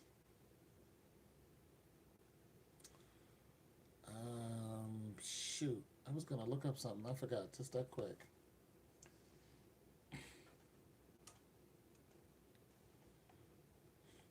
Forgot just that quick.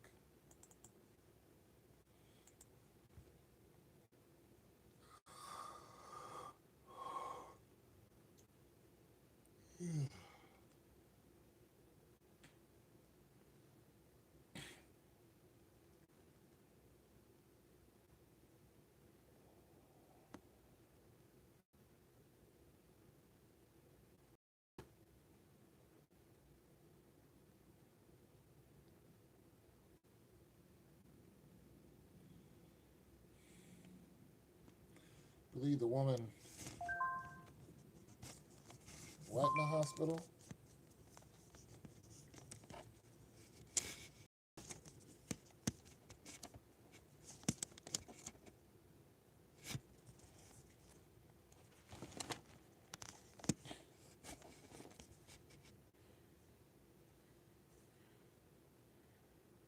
Spaghetti leftovers.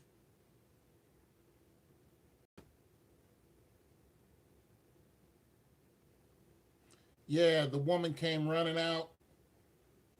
Yeah, she act like she rescued her, and she was the one who actually was in on it. The older woman. Yeah, she was guilty as heck.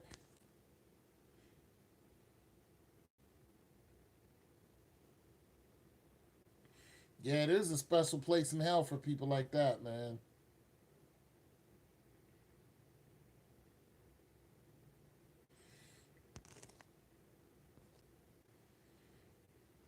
Yeah, she was guilty as heck. She came running out the house.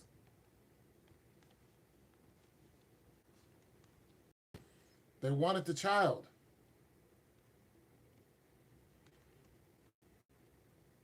They wanted the child. Probably black market,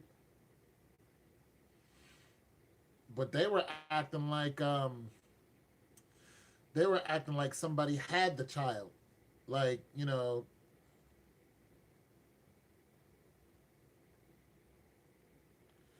yeah, they were acting like somebody had the child, but they're the ones who, took the child out of the mom. And then the child was, ended up being brain dead because of oxygen and trauma. You gotta go to school for years to learn how to do something like that. Which is what in normal situations it would be a cesarean. You really got to know what you're doing for something like that.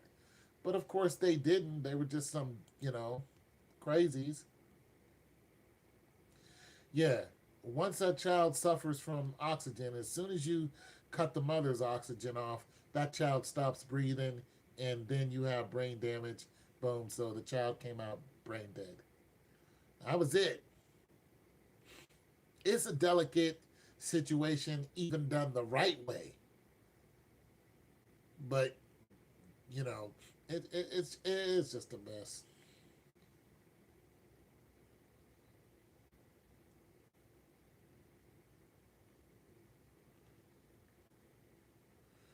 Oh boy, you have to ask Jesus. You have to ask Jesus. Like, but that's a thing, man. Like, that's a real thing all over the world. Like, babies are a real. I mean, you wouldn't believe it, but they're a commodity. And you got to talk to Jesus about that one, big dog. I couldn't begin to answer that for Jesus. I've been asking Jesus about all kind of stuff that's been going on, and I can't. I don't know. Maybe I'm just not asking the right question, but oh man, the stuff I've been. I mean, a police officer killed a woman who said she was pregnant. She's like, "I'm pregnant. I'm pregnant." He blew her away 5 times. That broke my heart, man. That hurt me so bad.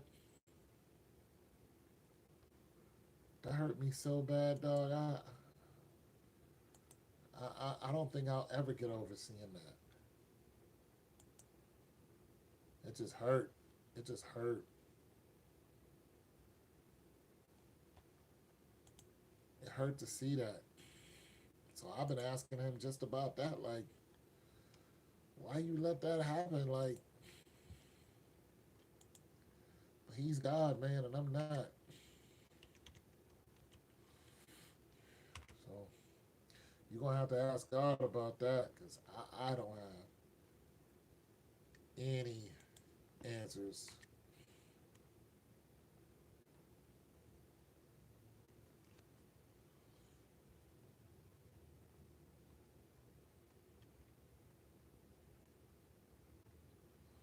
Yep, they do.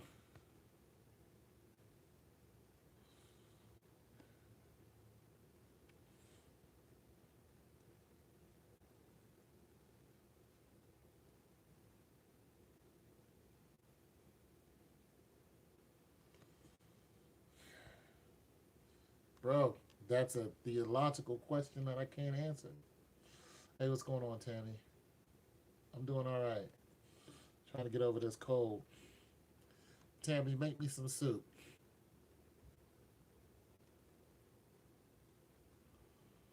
Oh, okay. Happy graduation, grandson. Make me some of that good soup, Tammy. Make me some of that grandma soup you got going on up there. Uh, right now we're talking about abortion, the new abortion law, and how it's going to affect everyone.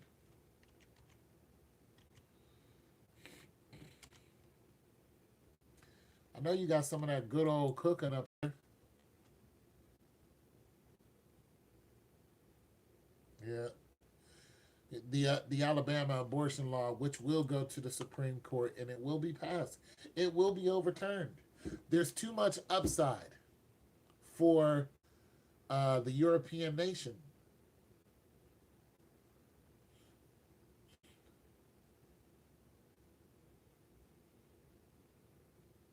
What you think during in what kingdom do you think this didn't happen? Yeah, I have a cold. Thought I had the flu for a minute. Yeah, bro. In what kingdom do you think this didn't happen? Please tell me what kingdom you think it didn't happen, because you'll be wrong.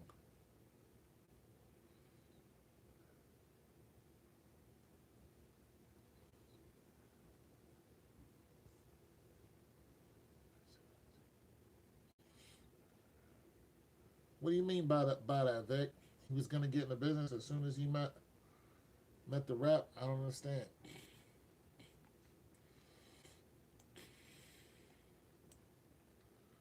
Who was wearing boots? Man, oh,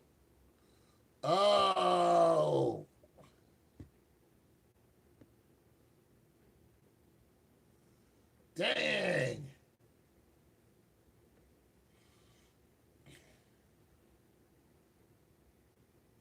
Yep, it's gonna create an underground.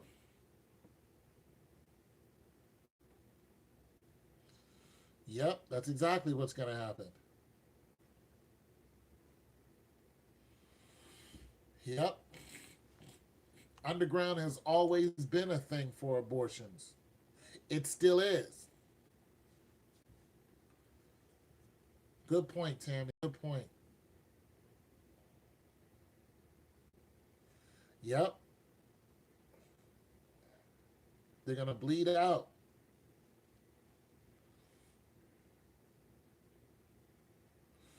Yeah, I actually seen that in my neighborhood. That happened. Threw it in the garbage can. Threw the baby in the garbage can. We didn't know what it was. We were kids. We figured it out later. I remember that day. Like, yo, what is that? I was like, it's a baby.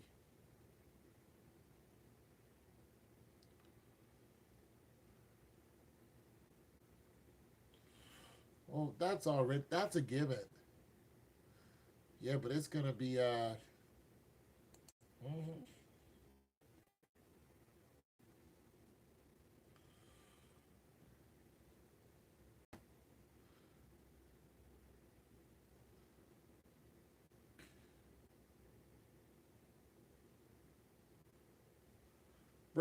bro, you on some whole other stuff, bro.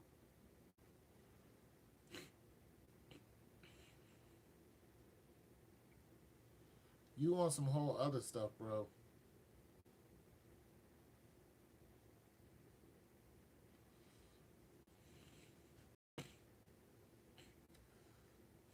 You completely missing it, bro. We're not talking about people who are just going out there just to screw around. Most of the delicate issue has come around people who've been taken advantage of. So how can you tell a 13-year-older who's been taken advantage of by some 30-year-older that they need to be responsible? That's where the main argument is coming in. It's not the yeah, it's the rape culture, it's the pedophiles. It's these are we're not talking about two teenage kids who just happen to be screwing and one of them get pregnant. We're talking about the people who have the misfortune of, being taken advantage of. You're saying people should take responsibility. It's like, tell that, no, no,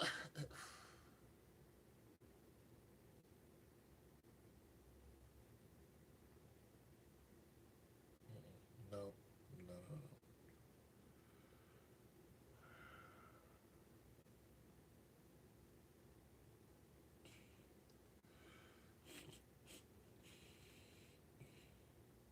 Okay, recently.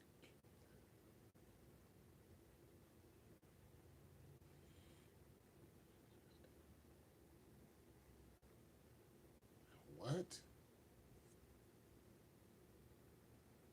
is to steal innocent organs? Well, we know that there's a black market for body parts.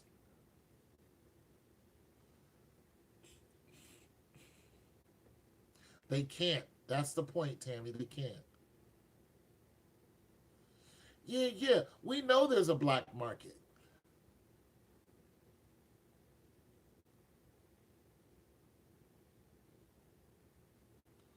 Yeah, we know there's a black market.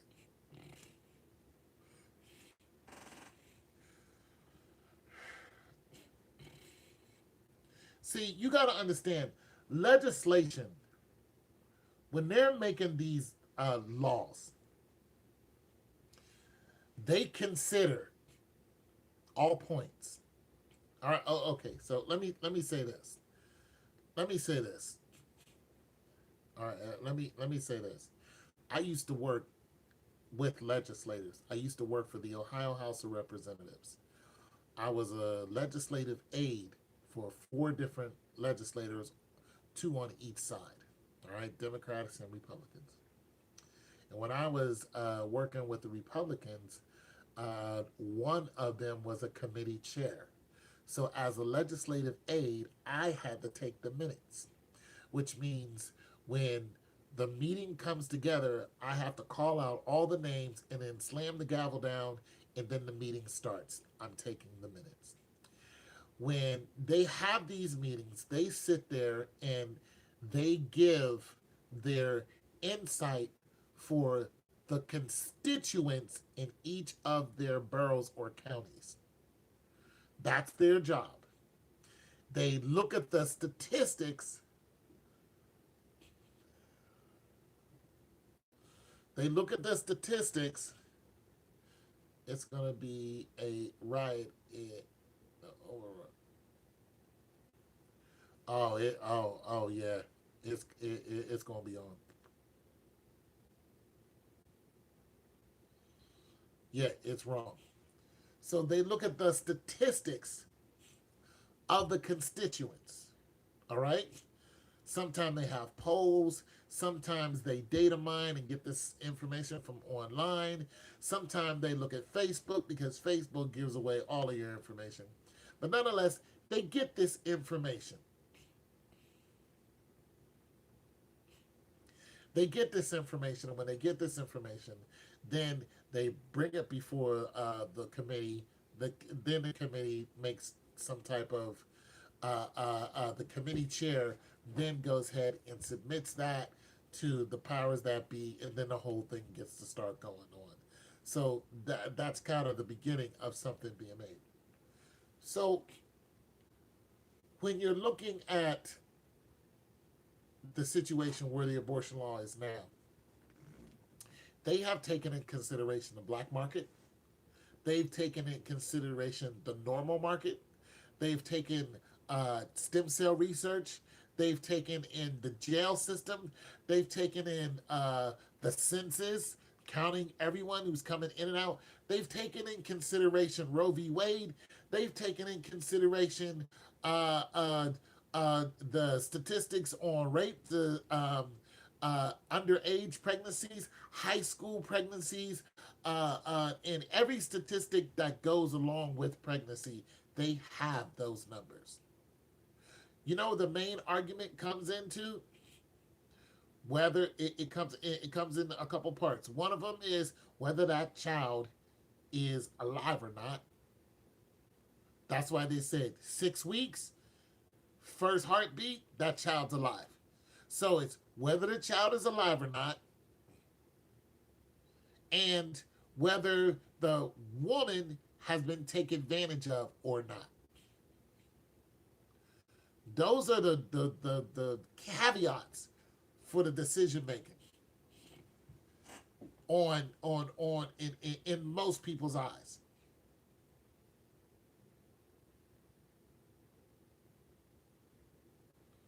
I'm hungry. Gotta get some spaghetti.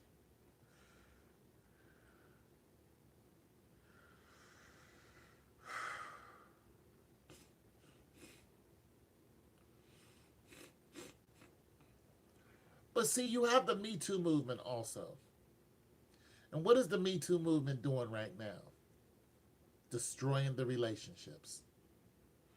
The Me Too movement is a virus that is moving throughout the normal, the normal relationship, not abnormal, not the gay community, the normal relationships.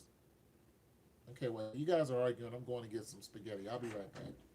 Because I can't think when I'm hungry. So if you guys can hold on, because you got a lot going on there, and I'm going to leave you right there and go get some spaghetti. And if I come back and you guys are gone, then, have a good evening. But I need to eat. Y'all tripping.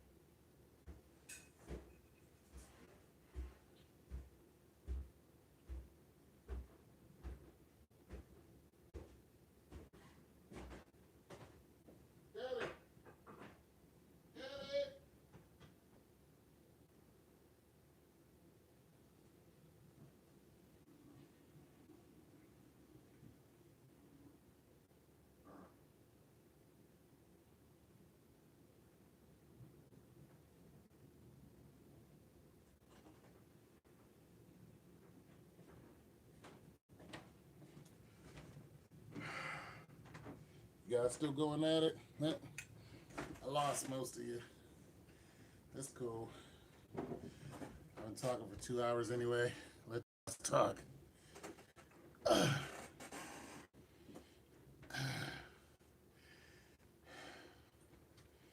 guys talk it out. Come to any conclusions? Figure it all out.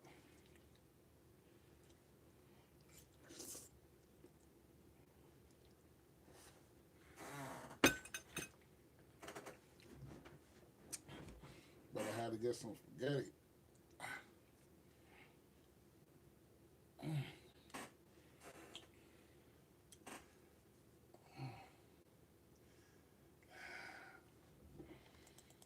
And man, abortion law.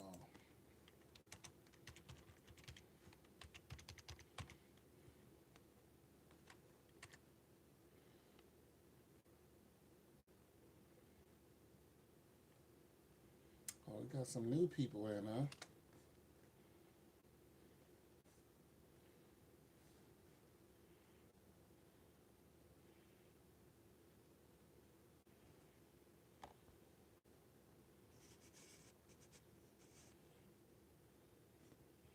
So you guys got Tammy going.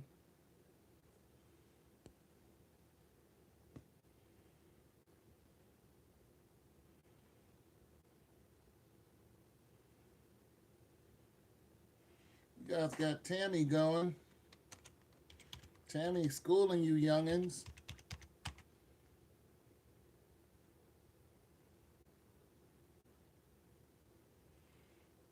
Huh? You schooling them, ain't you, Tammy? Huh? We done found Tammy's wheelhouse. Tammy's a politician. Oh, Tammy used to work in the medical field. Hey, she used to work in the medical field. School them, Tammy. Let them have it.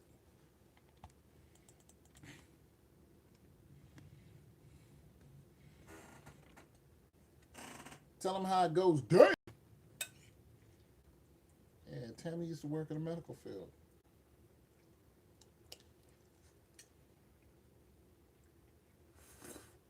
Mm. Mm.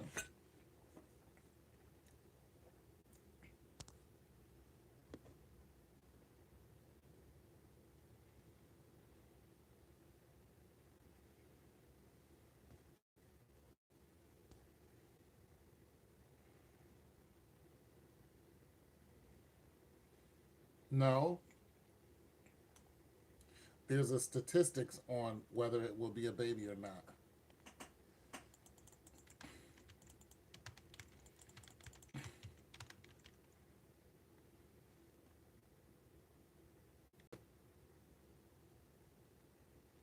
Hmm.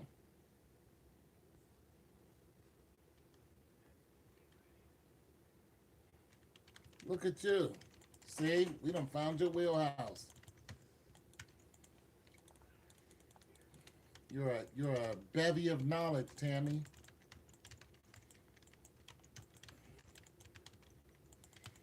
Tammy, you gotta come to Columbus sometime. Meet up. We'll get something to eat. I'd like to hear about your marches. I'd love to hear about your marches. Gotta come on down here sometime. As I go to Lakewood, I'm gonna get lost. I'll be like, excuse me, sir, could you tell me where Tammy lives? Cause I don't know.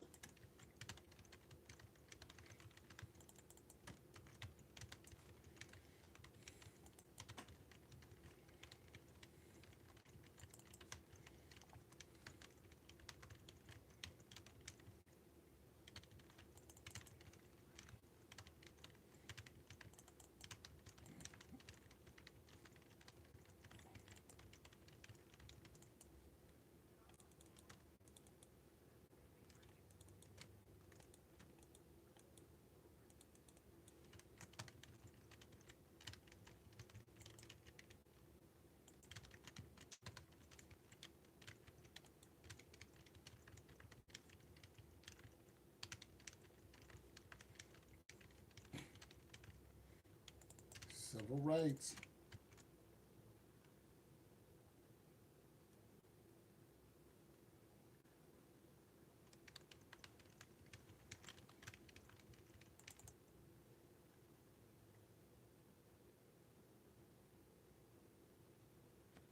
What are my thoughts or Tammy's thoughts?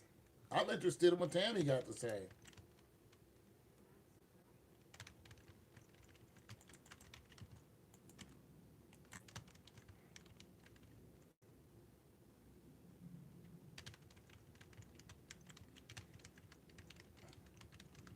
Okay, what are my thoughts on gender parenting?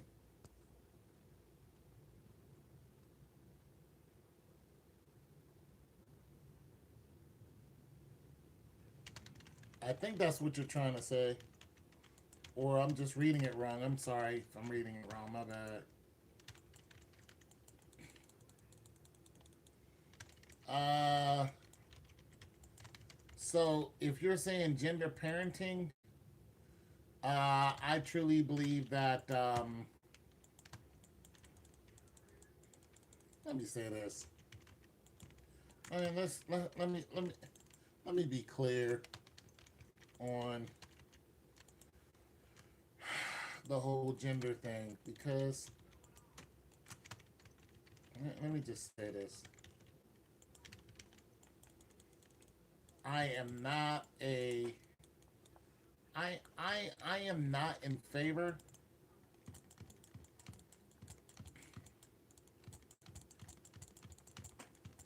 of the whole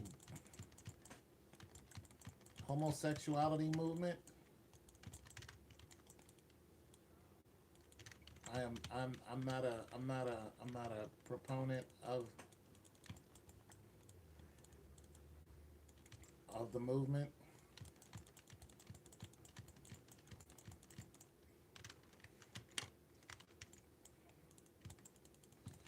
Let me say that. I don't I don't sorry, I'm trying to do three things at once. As far as okay, let me say this.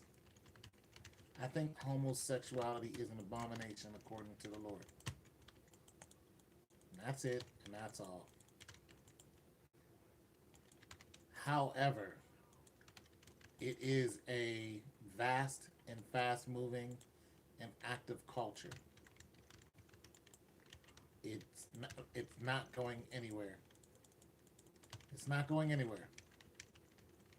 Do I think it's right? Do I think that I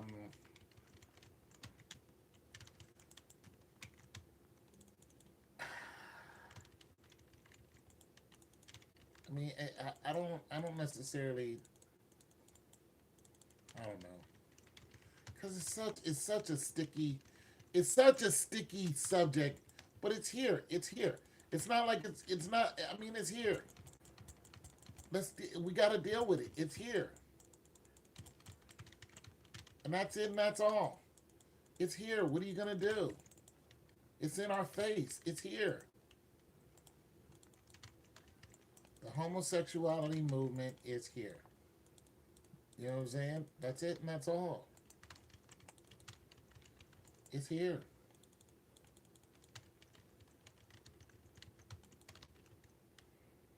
That's it. Whether you like gay people or not, I don't like gay people. It doesn't matter. It doesn't matter.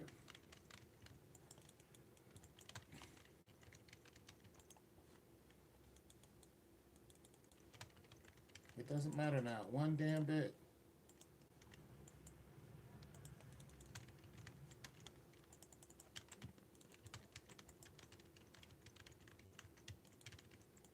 So that's what I think about it. I think it doesn't matter what I think because it's a thing.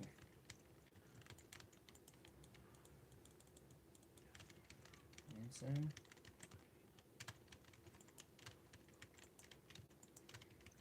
It's a thing.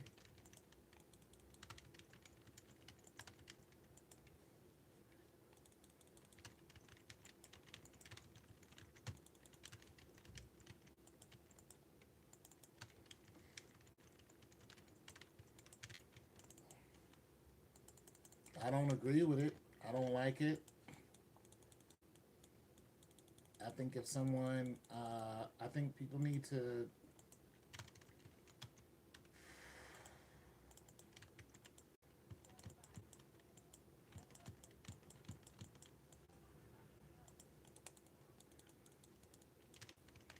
I mean, I think that if someone is gay,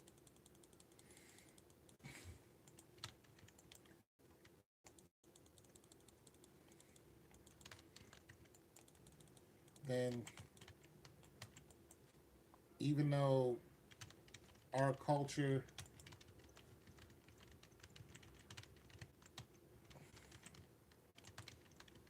here's why I'm looking at it. If you're gay, our culture uh, has a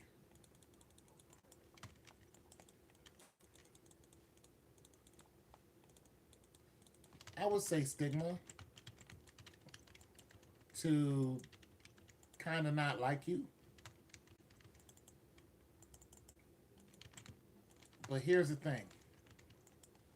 Here's the thing. If you're born gay, if you really are born gay, like I'm born this way, if this is really the case, you're born this way. Okay, that's one thing.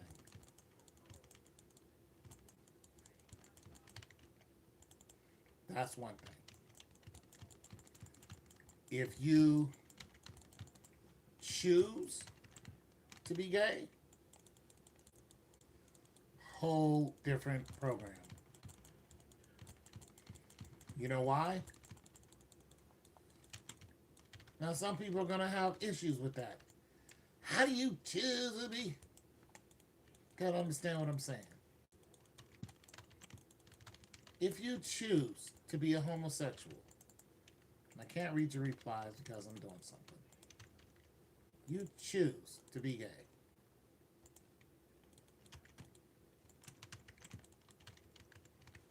Here's what I'm thinking.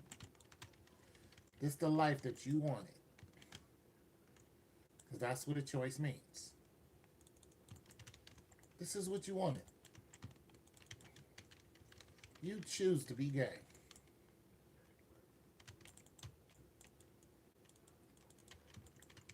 Well, then you do know that there are going to be people who do not agree with your lifestyle.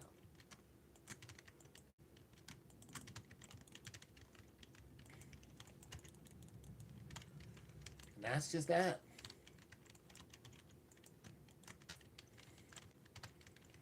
You're going to have people who just don't agree.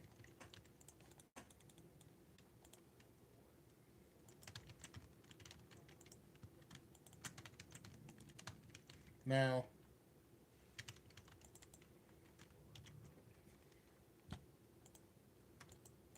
that's what you choose. That's what you choose.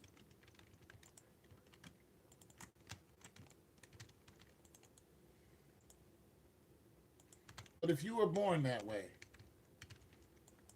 different. It's a whole different party.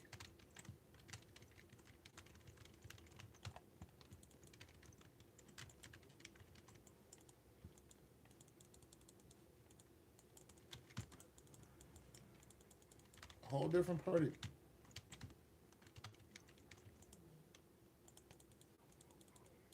That's all I'm saying.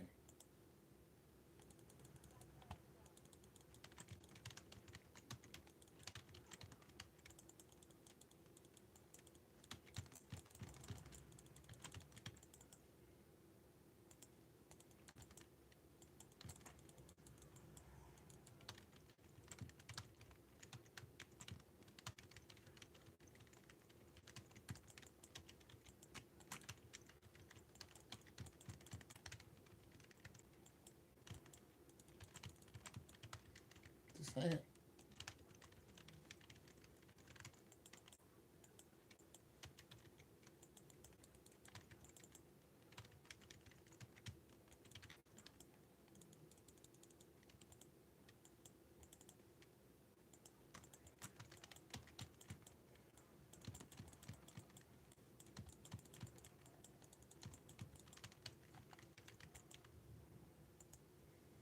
can't play my game and have a decent conversation.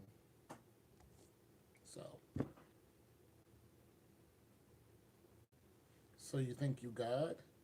Oh, you guys are talking to each other.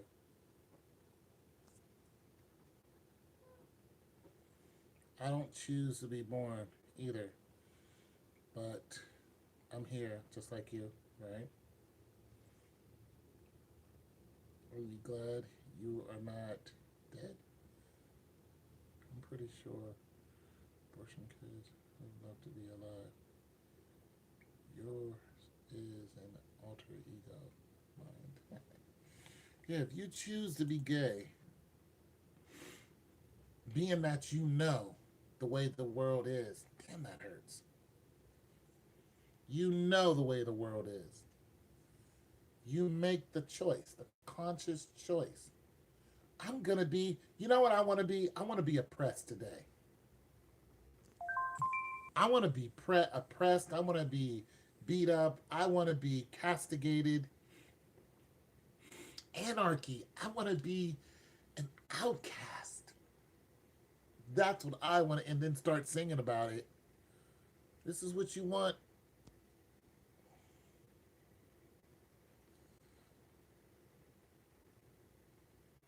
No, no, no, no, no, no, no. No, no, no, because you have people who choose to be gay, bro. I ain't saying all.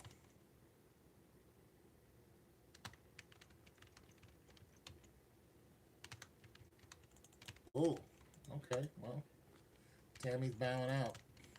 I think she's talking to you, though. But I'm talking about someone who chooses to be gay.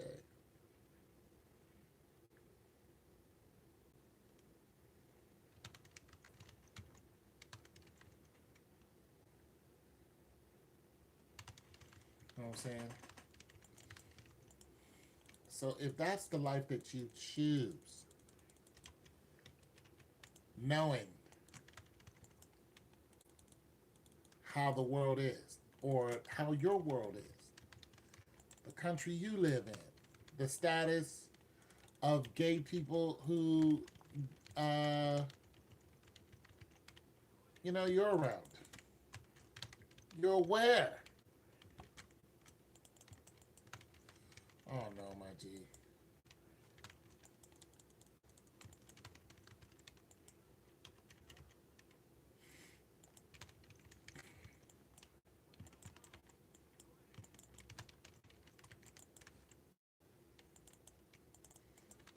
It's just different.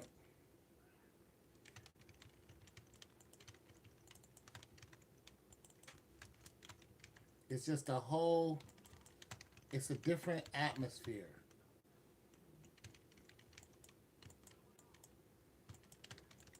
Oh,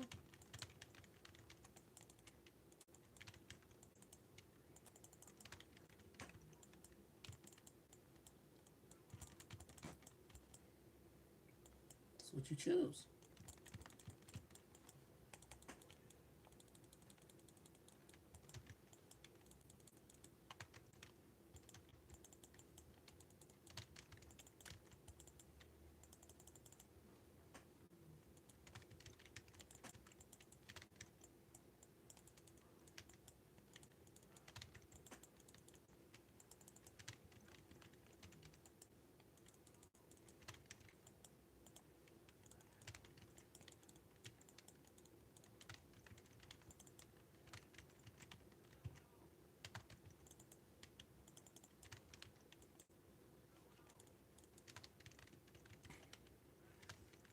I don't choose, uh, to be gay. I don't pretend to understand their motives. But I can say this: if you choose to be gay, you know that is a hard life. You know it's a hard life. And here's what I don't like about here's what I don't like about the gay community. I don't like gayness being pushed on people. That's just the one thing I don't like. Don't push it on people. Other than that,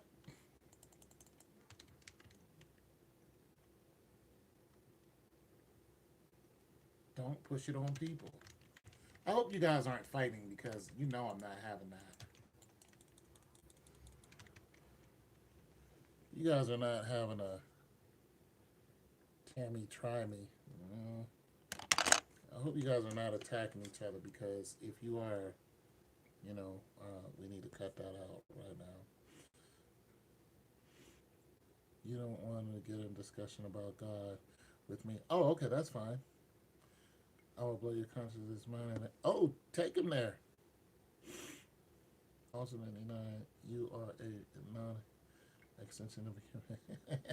Okay. Yeah, you guys have fun. Knock stuff out. Because that is... I like to talk about God, but... You guys, I'm tired. I've been streaming for hours. So if you guys want to talk it out, that's cool.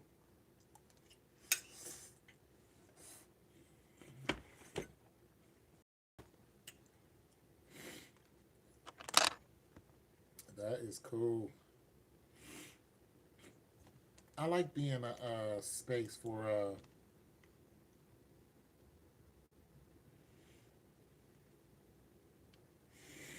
I like being a hub for for intelligent conversation, especially about God.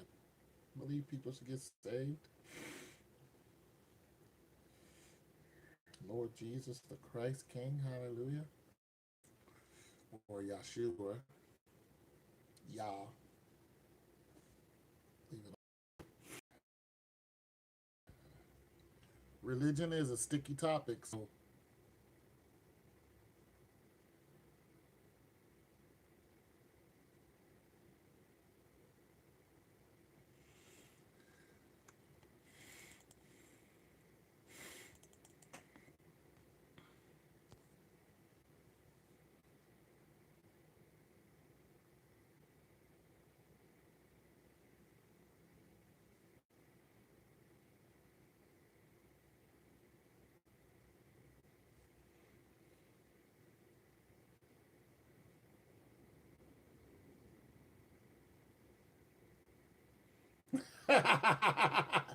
I think Tammy officially gave up on you.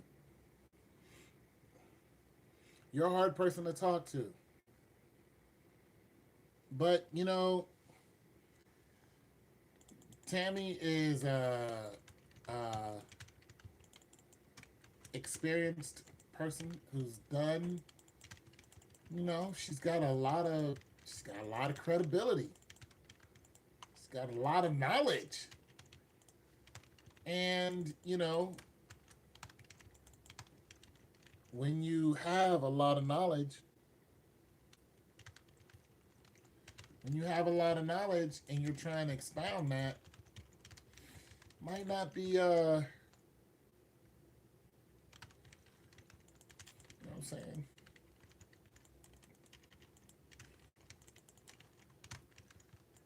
Might not be the easiest chore.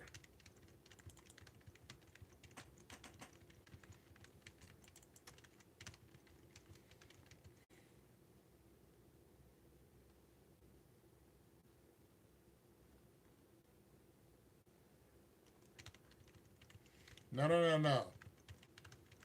No, no, no. There's no going anywhere. I'm telling you guys, I'm not having that. You guys, you know what I'm saying?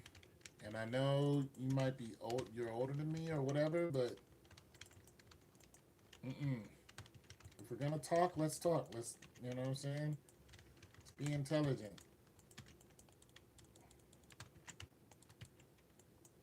That's what's up.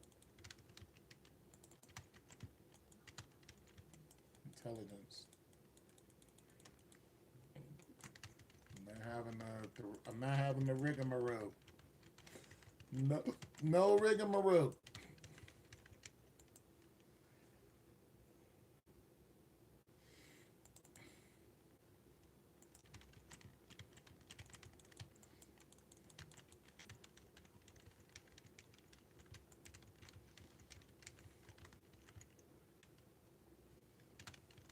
No rigmarole. Work it out.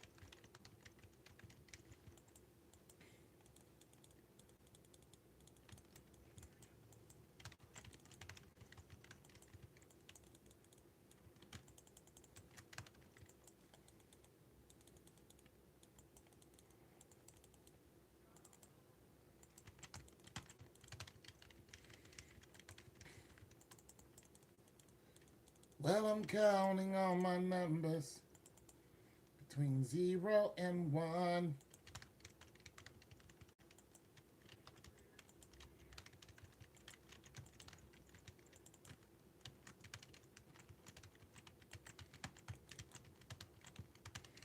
Come on, you guys, get there.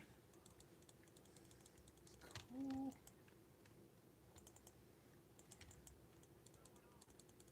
Oh no.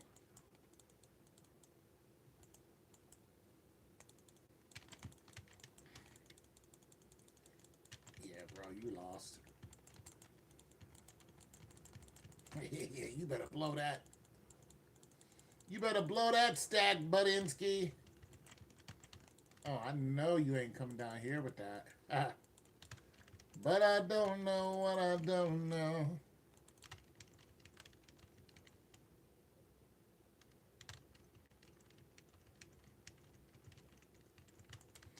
Tammy has bad logic.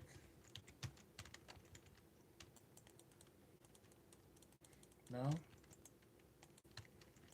What's logical? I have good logic. What are we talking about? God, the Lord liveth, and blessed be the rock, and let the God of my salvation be exalted. The Lord liveth, and blessed be the rock, and let the God of my salvation be exalted.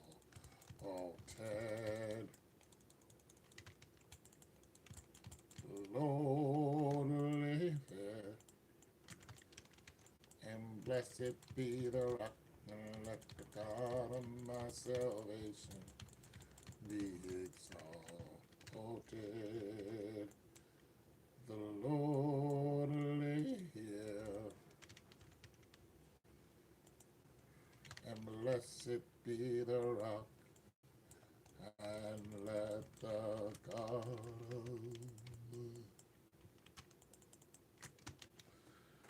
the Lord, man.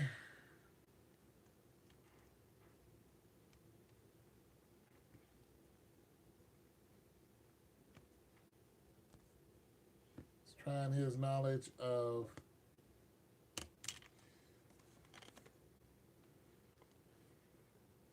you don't have to explain nothing to you. Just pick it up and read it for yourself. Oh, well, okay.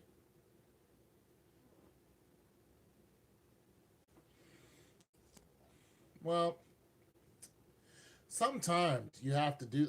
I told him earlier. I said, look, just research it. Sometimes you do have to say, okay, just read it for yourself. The Bible is one of those subjects that look, you just got to read it for yourself, and then you start there. You start there. Nothing wrong with that. That's good advice.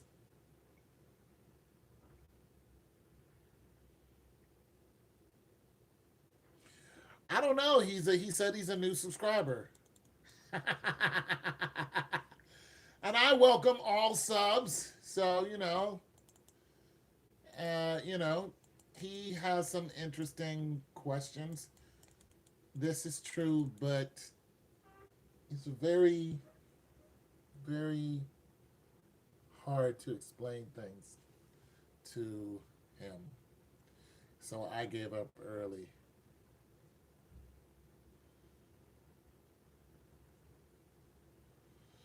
Why not the Quran? I don't because I'm not Muslim, so I don't do the Quran.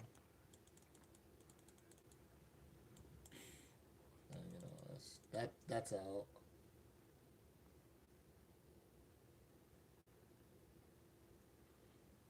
And the Quran, I mean, those people they don't believe in Jesus. Yeah, they don't believe in Jesus. So, I told you guys. I told you before you started.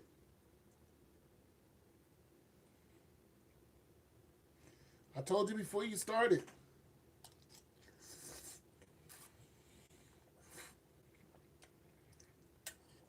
Religion's heavy, man. Makes people mad. People don't agree. I do. People don't agree. And when people don't agree, they get mad.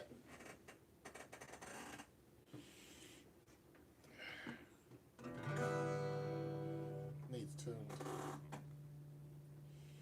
I'm not going to play a whole lot, but I do have it. Getting tired.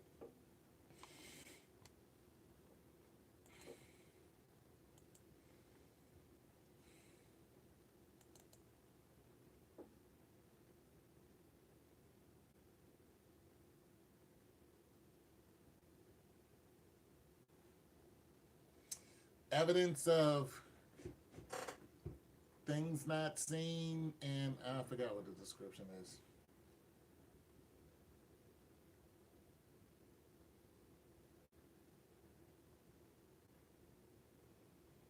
That I wrote for who? Ooh, ooh.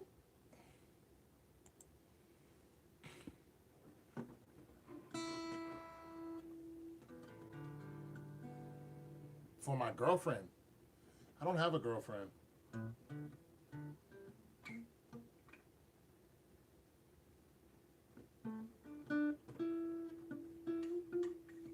I don't have a girlfriend, babe.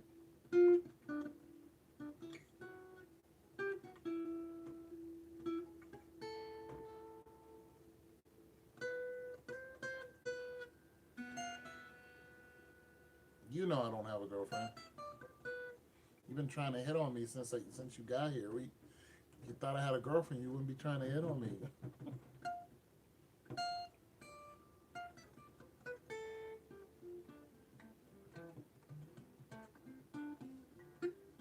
My girlfriend is the cat you own.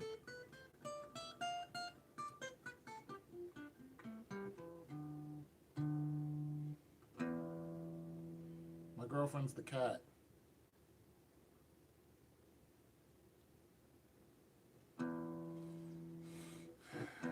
I think you don't.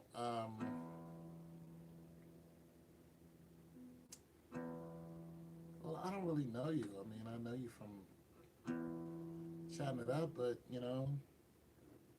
I tried. I asked you for your number, and that didn't go well. I asked you to email me your number. That didn't go well, so I gave up. So, it is what it is.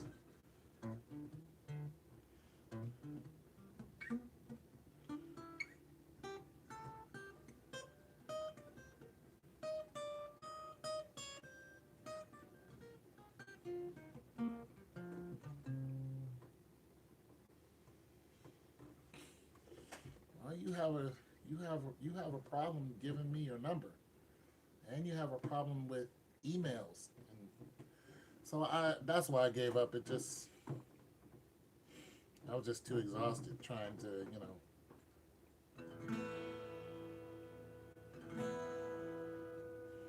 it's just too much. But you're nice to talk to, so I'm cool with that.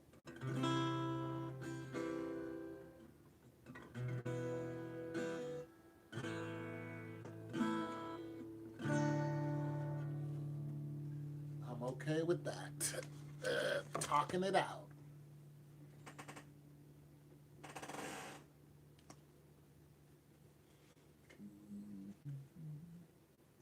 I really am interested in your marches, though.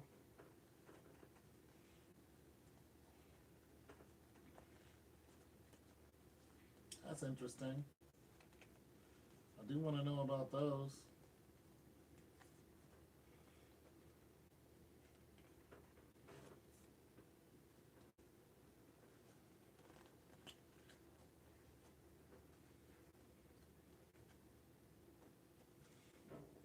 Marches.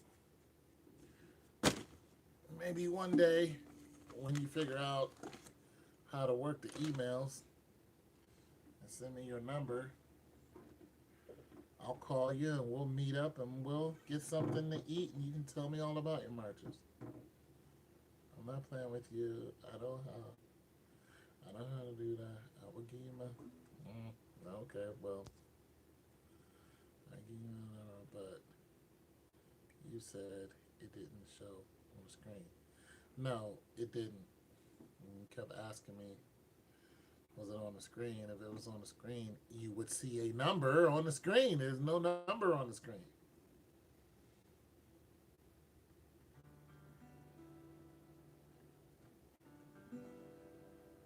Well, that's a religious thing, bro. And the answer is they do already.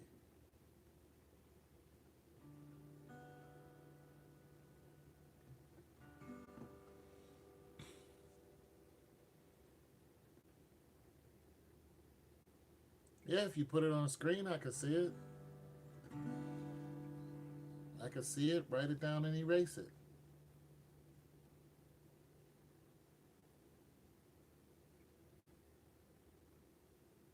Nope, it's not on the screen.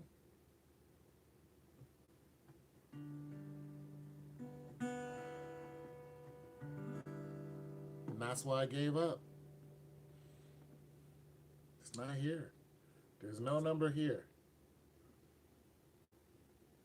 216. No, before you did it, you put 216 on there and you didn't put the rest of it on there. And I was like, what kind of game is this?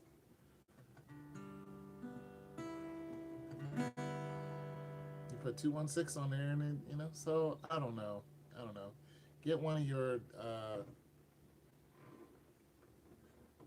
grandkids or kids or somebody to figure it out.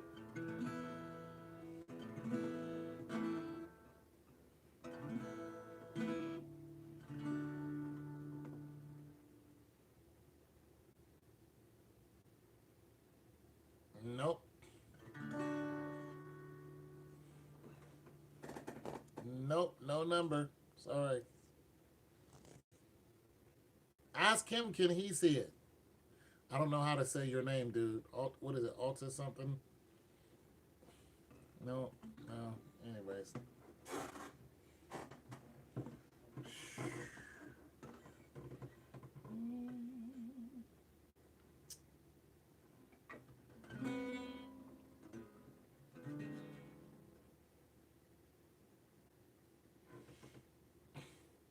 He's going to say no because it's not on there.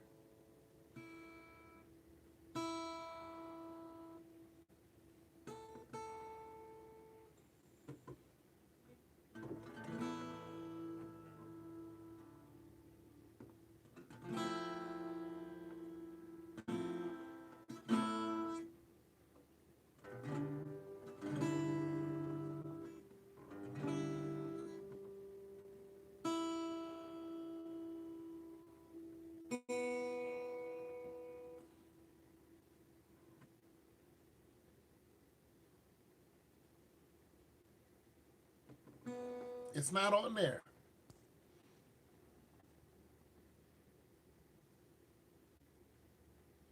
I don't believe you're lying. I just think that, I don't know, there's some confusion somewhere.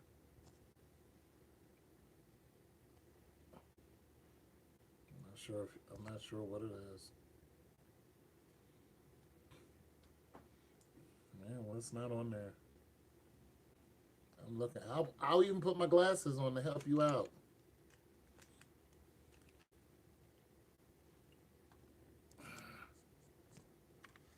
Nope.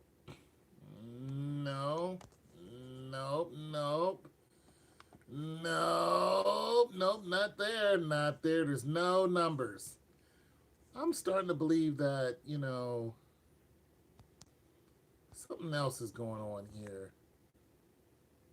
Because, yeah, there's no numbers. Hey, type in 1, 2, 3, 4, 5, 6, 7, 8. Type that in. Put in 1, 2, 3, 4, 5, 6, 7, 8. Just type it in and then hit return.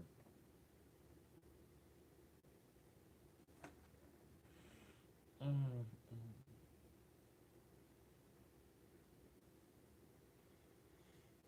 Okay, see, those numbers aren't coming up. I don't know why.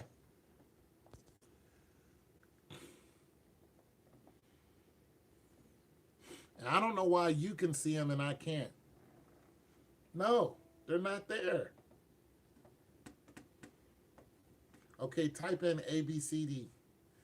Oh, you know what? You might have to use your not your caps lock, but your shift key or whatever that is. You might have to use your but you're seeing it and I can't see it, so I don't know. Yeah, you might have there might be some type of shift key or something that you might have to use because it's not working. I've never had anybody with this issue before.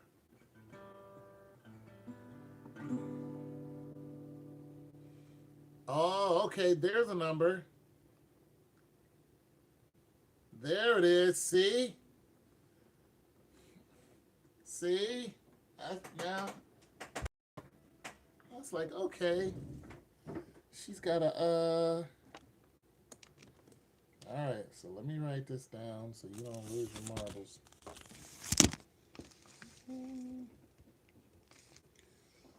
So the world doesn't fall apart on you.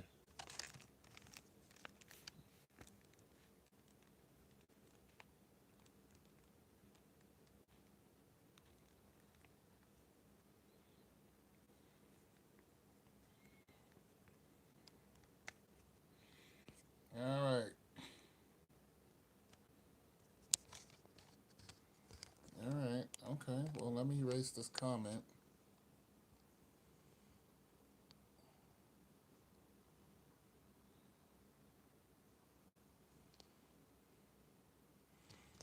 All right. See how that works? Yeah, it was a shift key or something like that.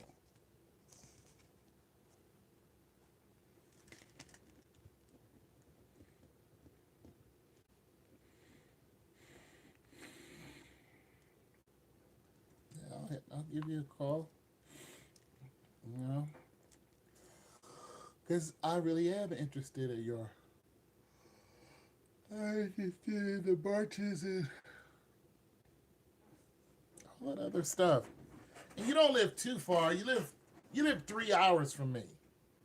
I mean, I had a bad tire, so I ain't really thinking about making that trip, but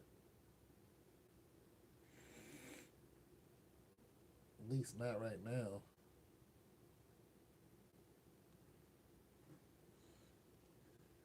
Yeah, yeah, it was one of your keys that you have to. But yeah, I got a bad tire. And like I drive around locally on it. It's not too terrible. It's got a broken belt. You can feel it when I'm rolling. You live downtown Cleveland? Man, you trying to get me beat up. You trying to get me hit in the head. I thought you said you lived in Lakewood.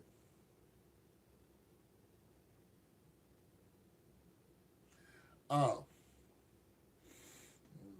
man, about to say, yeah. Because they be throwing people off buildings in Lakewood or downtown Cleveland.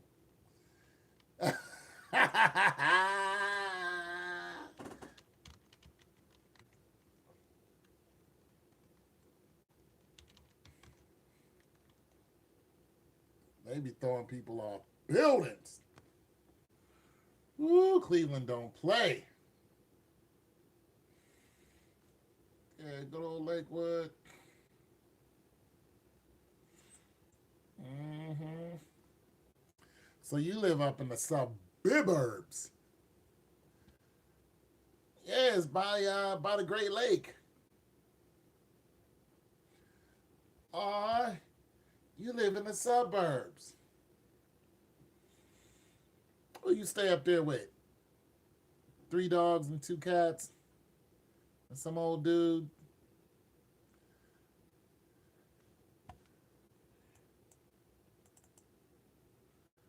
Yeah, good old Lakewood. You got some old dude up there. You chocolate too. I know you got somebody up there. Probably come by and trim your hedges every now and then. How you doing, man? Hammy?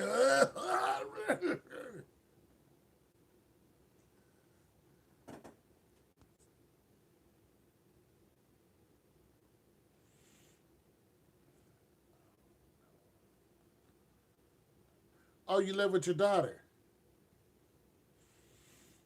Mm-hmm. You say that now. I come all the way up there and I got to wrestle a fool.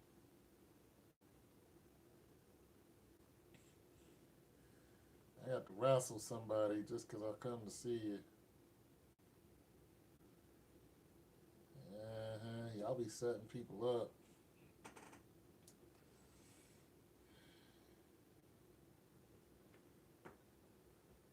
Your daughter lives with you, and she got the kids too, right? You got some grandkids with her, right? She got grandkids. So you got a house full of people and a couple dogs and a couple cats. So you got a house. You got the daughter and the she got three grandkids, right? She got like two or three, right? Oh, she ain't got no kids. I ain't seen no picture of her. Both together holding on to a cat. Oh, not that daughter. Oh, okay. All right. What's wrong with her? I'm sure there's somebody up in Lakewood she can go on and hook up with. Or something. Oh, she must be the younger. She must be the younger of the bunch. She ain't started yet. She ain't started, popping out them chippies yet. It's all good.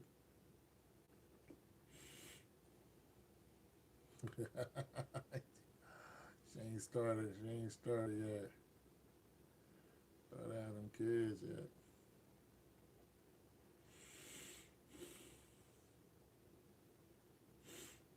Mm-hmm.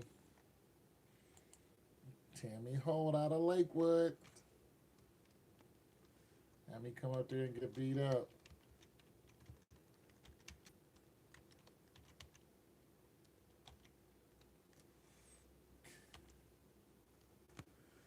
You have three daughters.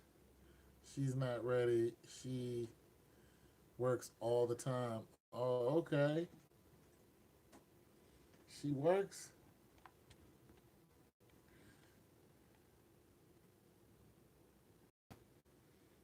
Tammy Holt. This is a singer, Tammy Holt. You're not a no. I don't know what that word says. Voyance. You're not a singer. Were you ever a singer?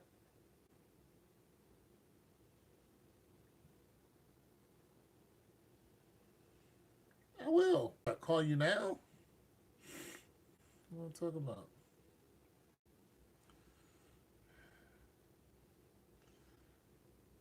What am I talking about? Call you half sleep. Were you ever a singer? You ever sing?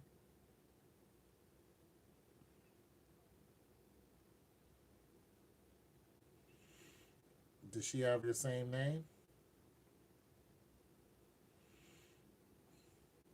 Call, call me now. My battery's gone. All right, I'll call you now.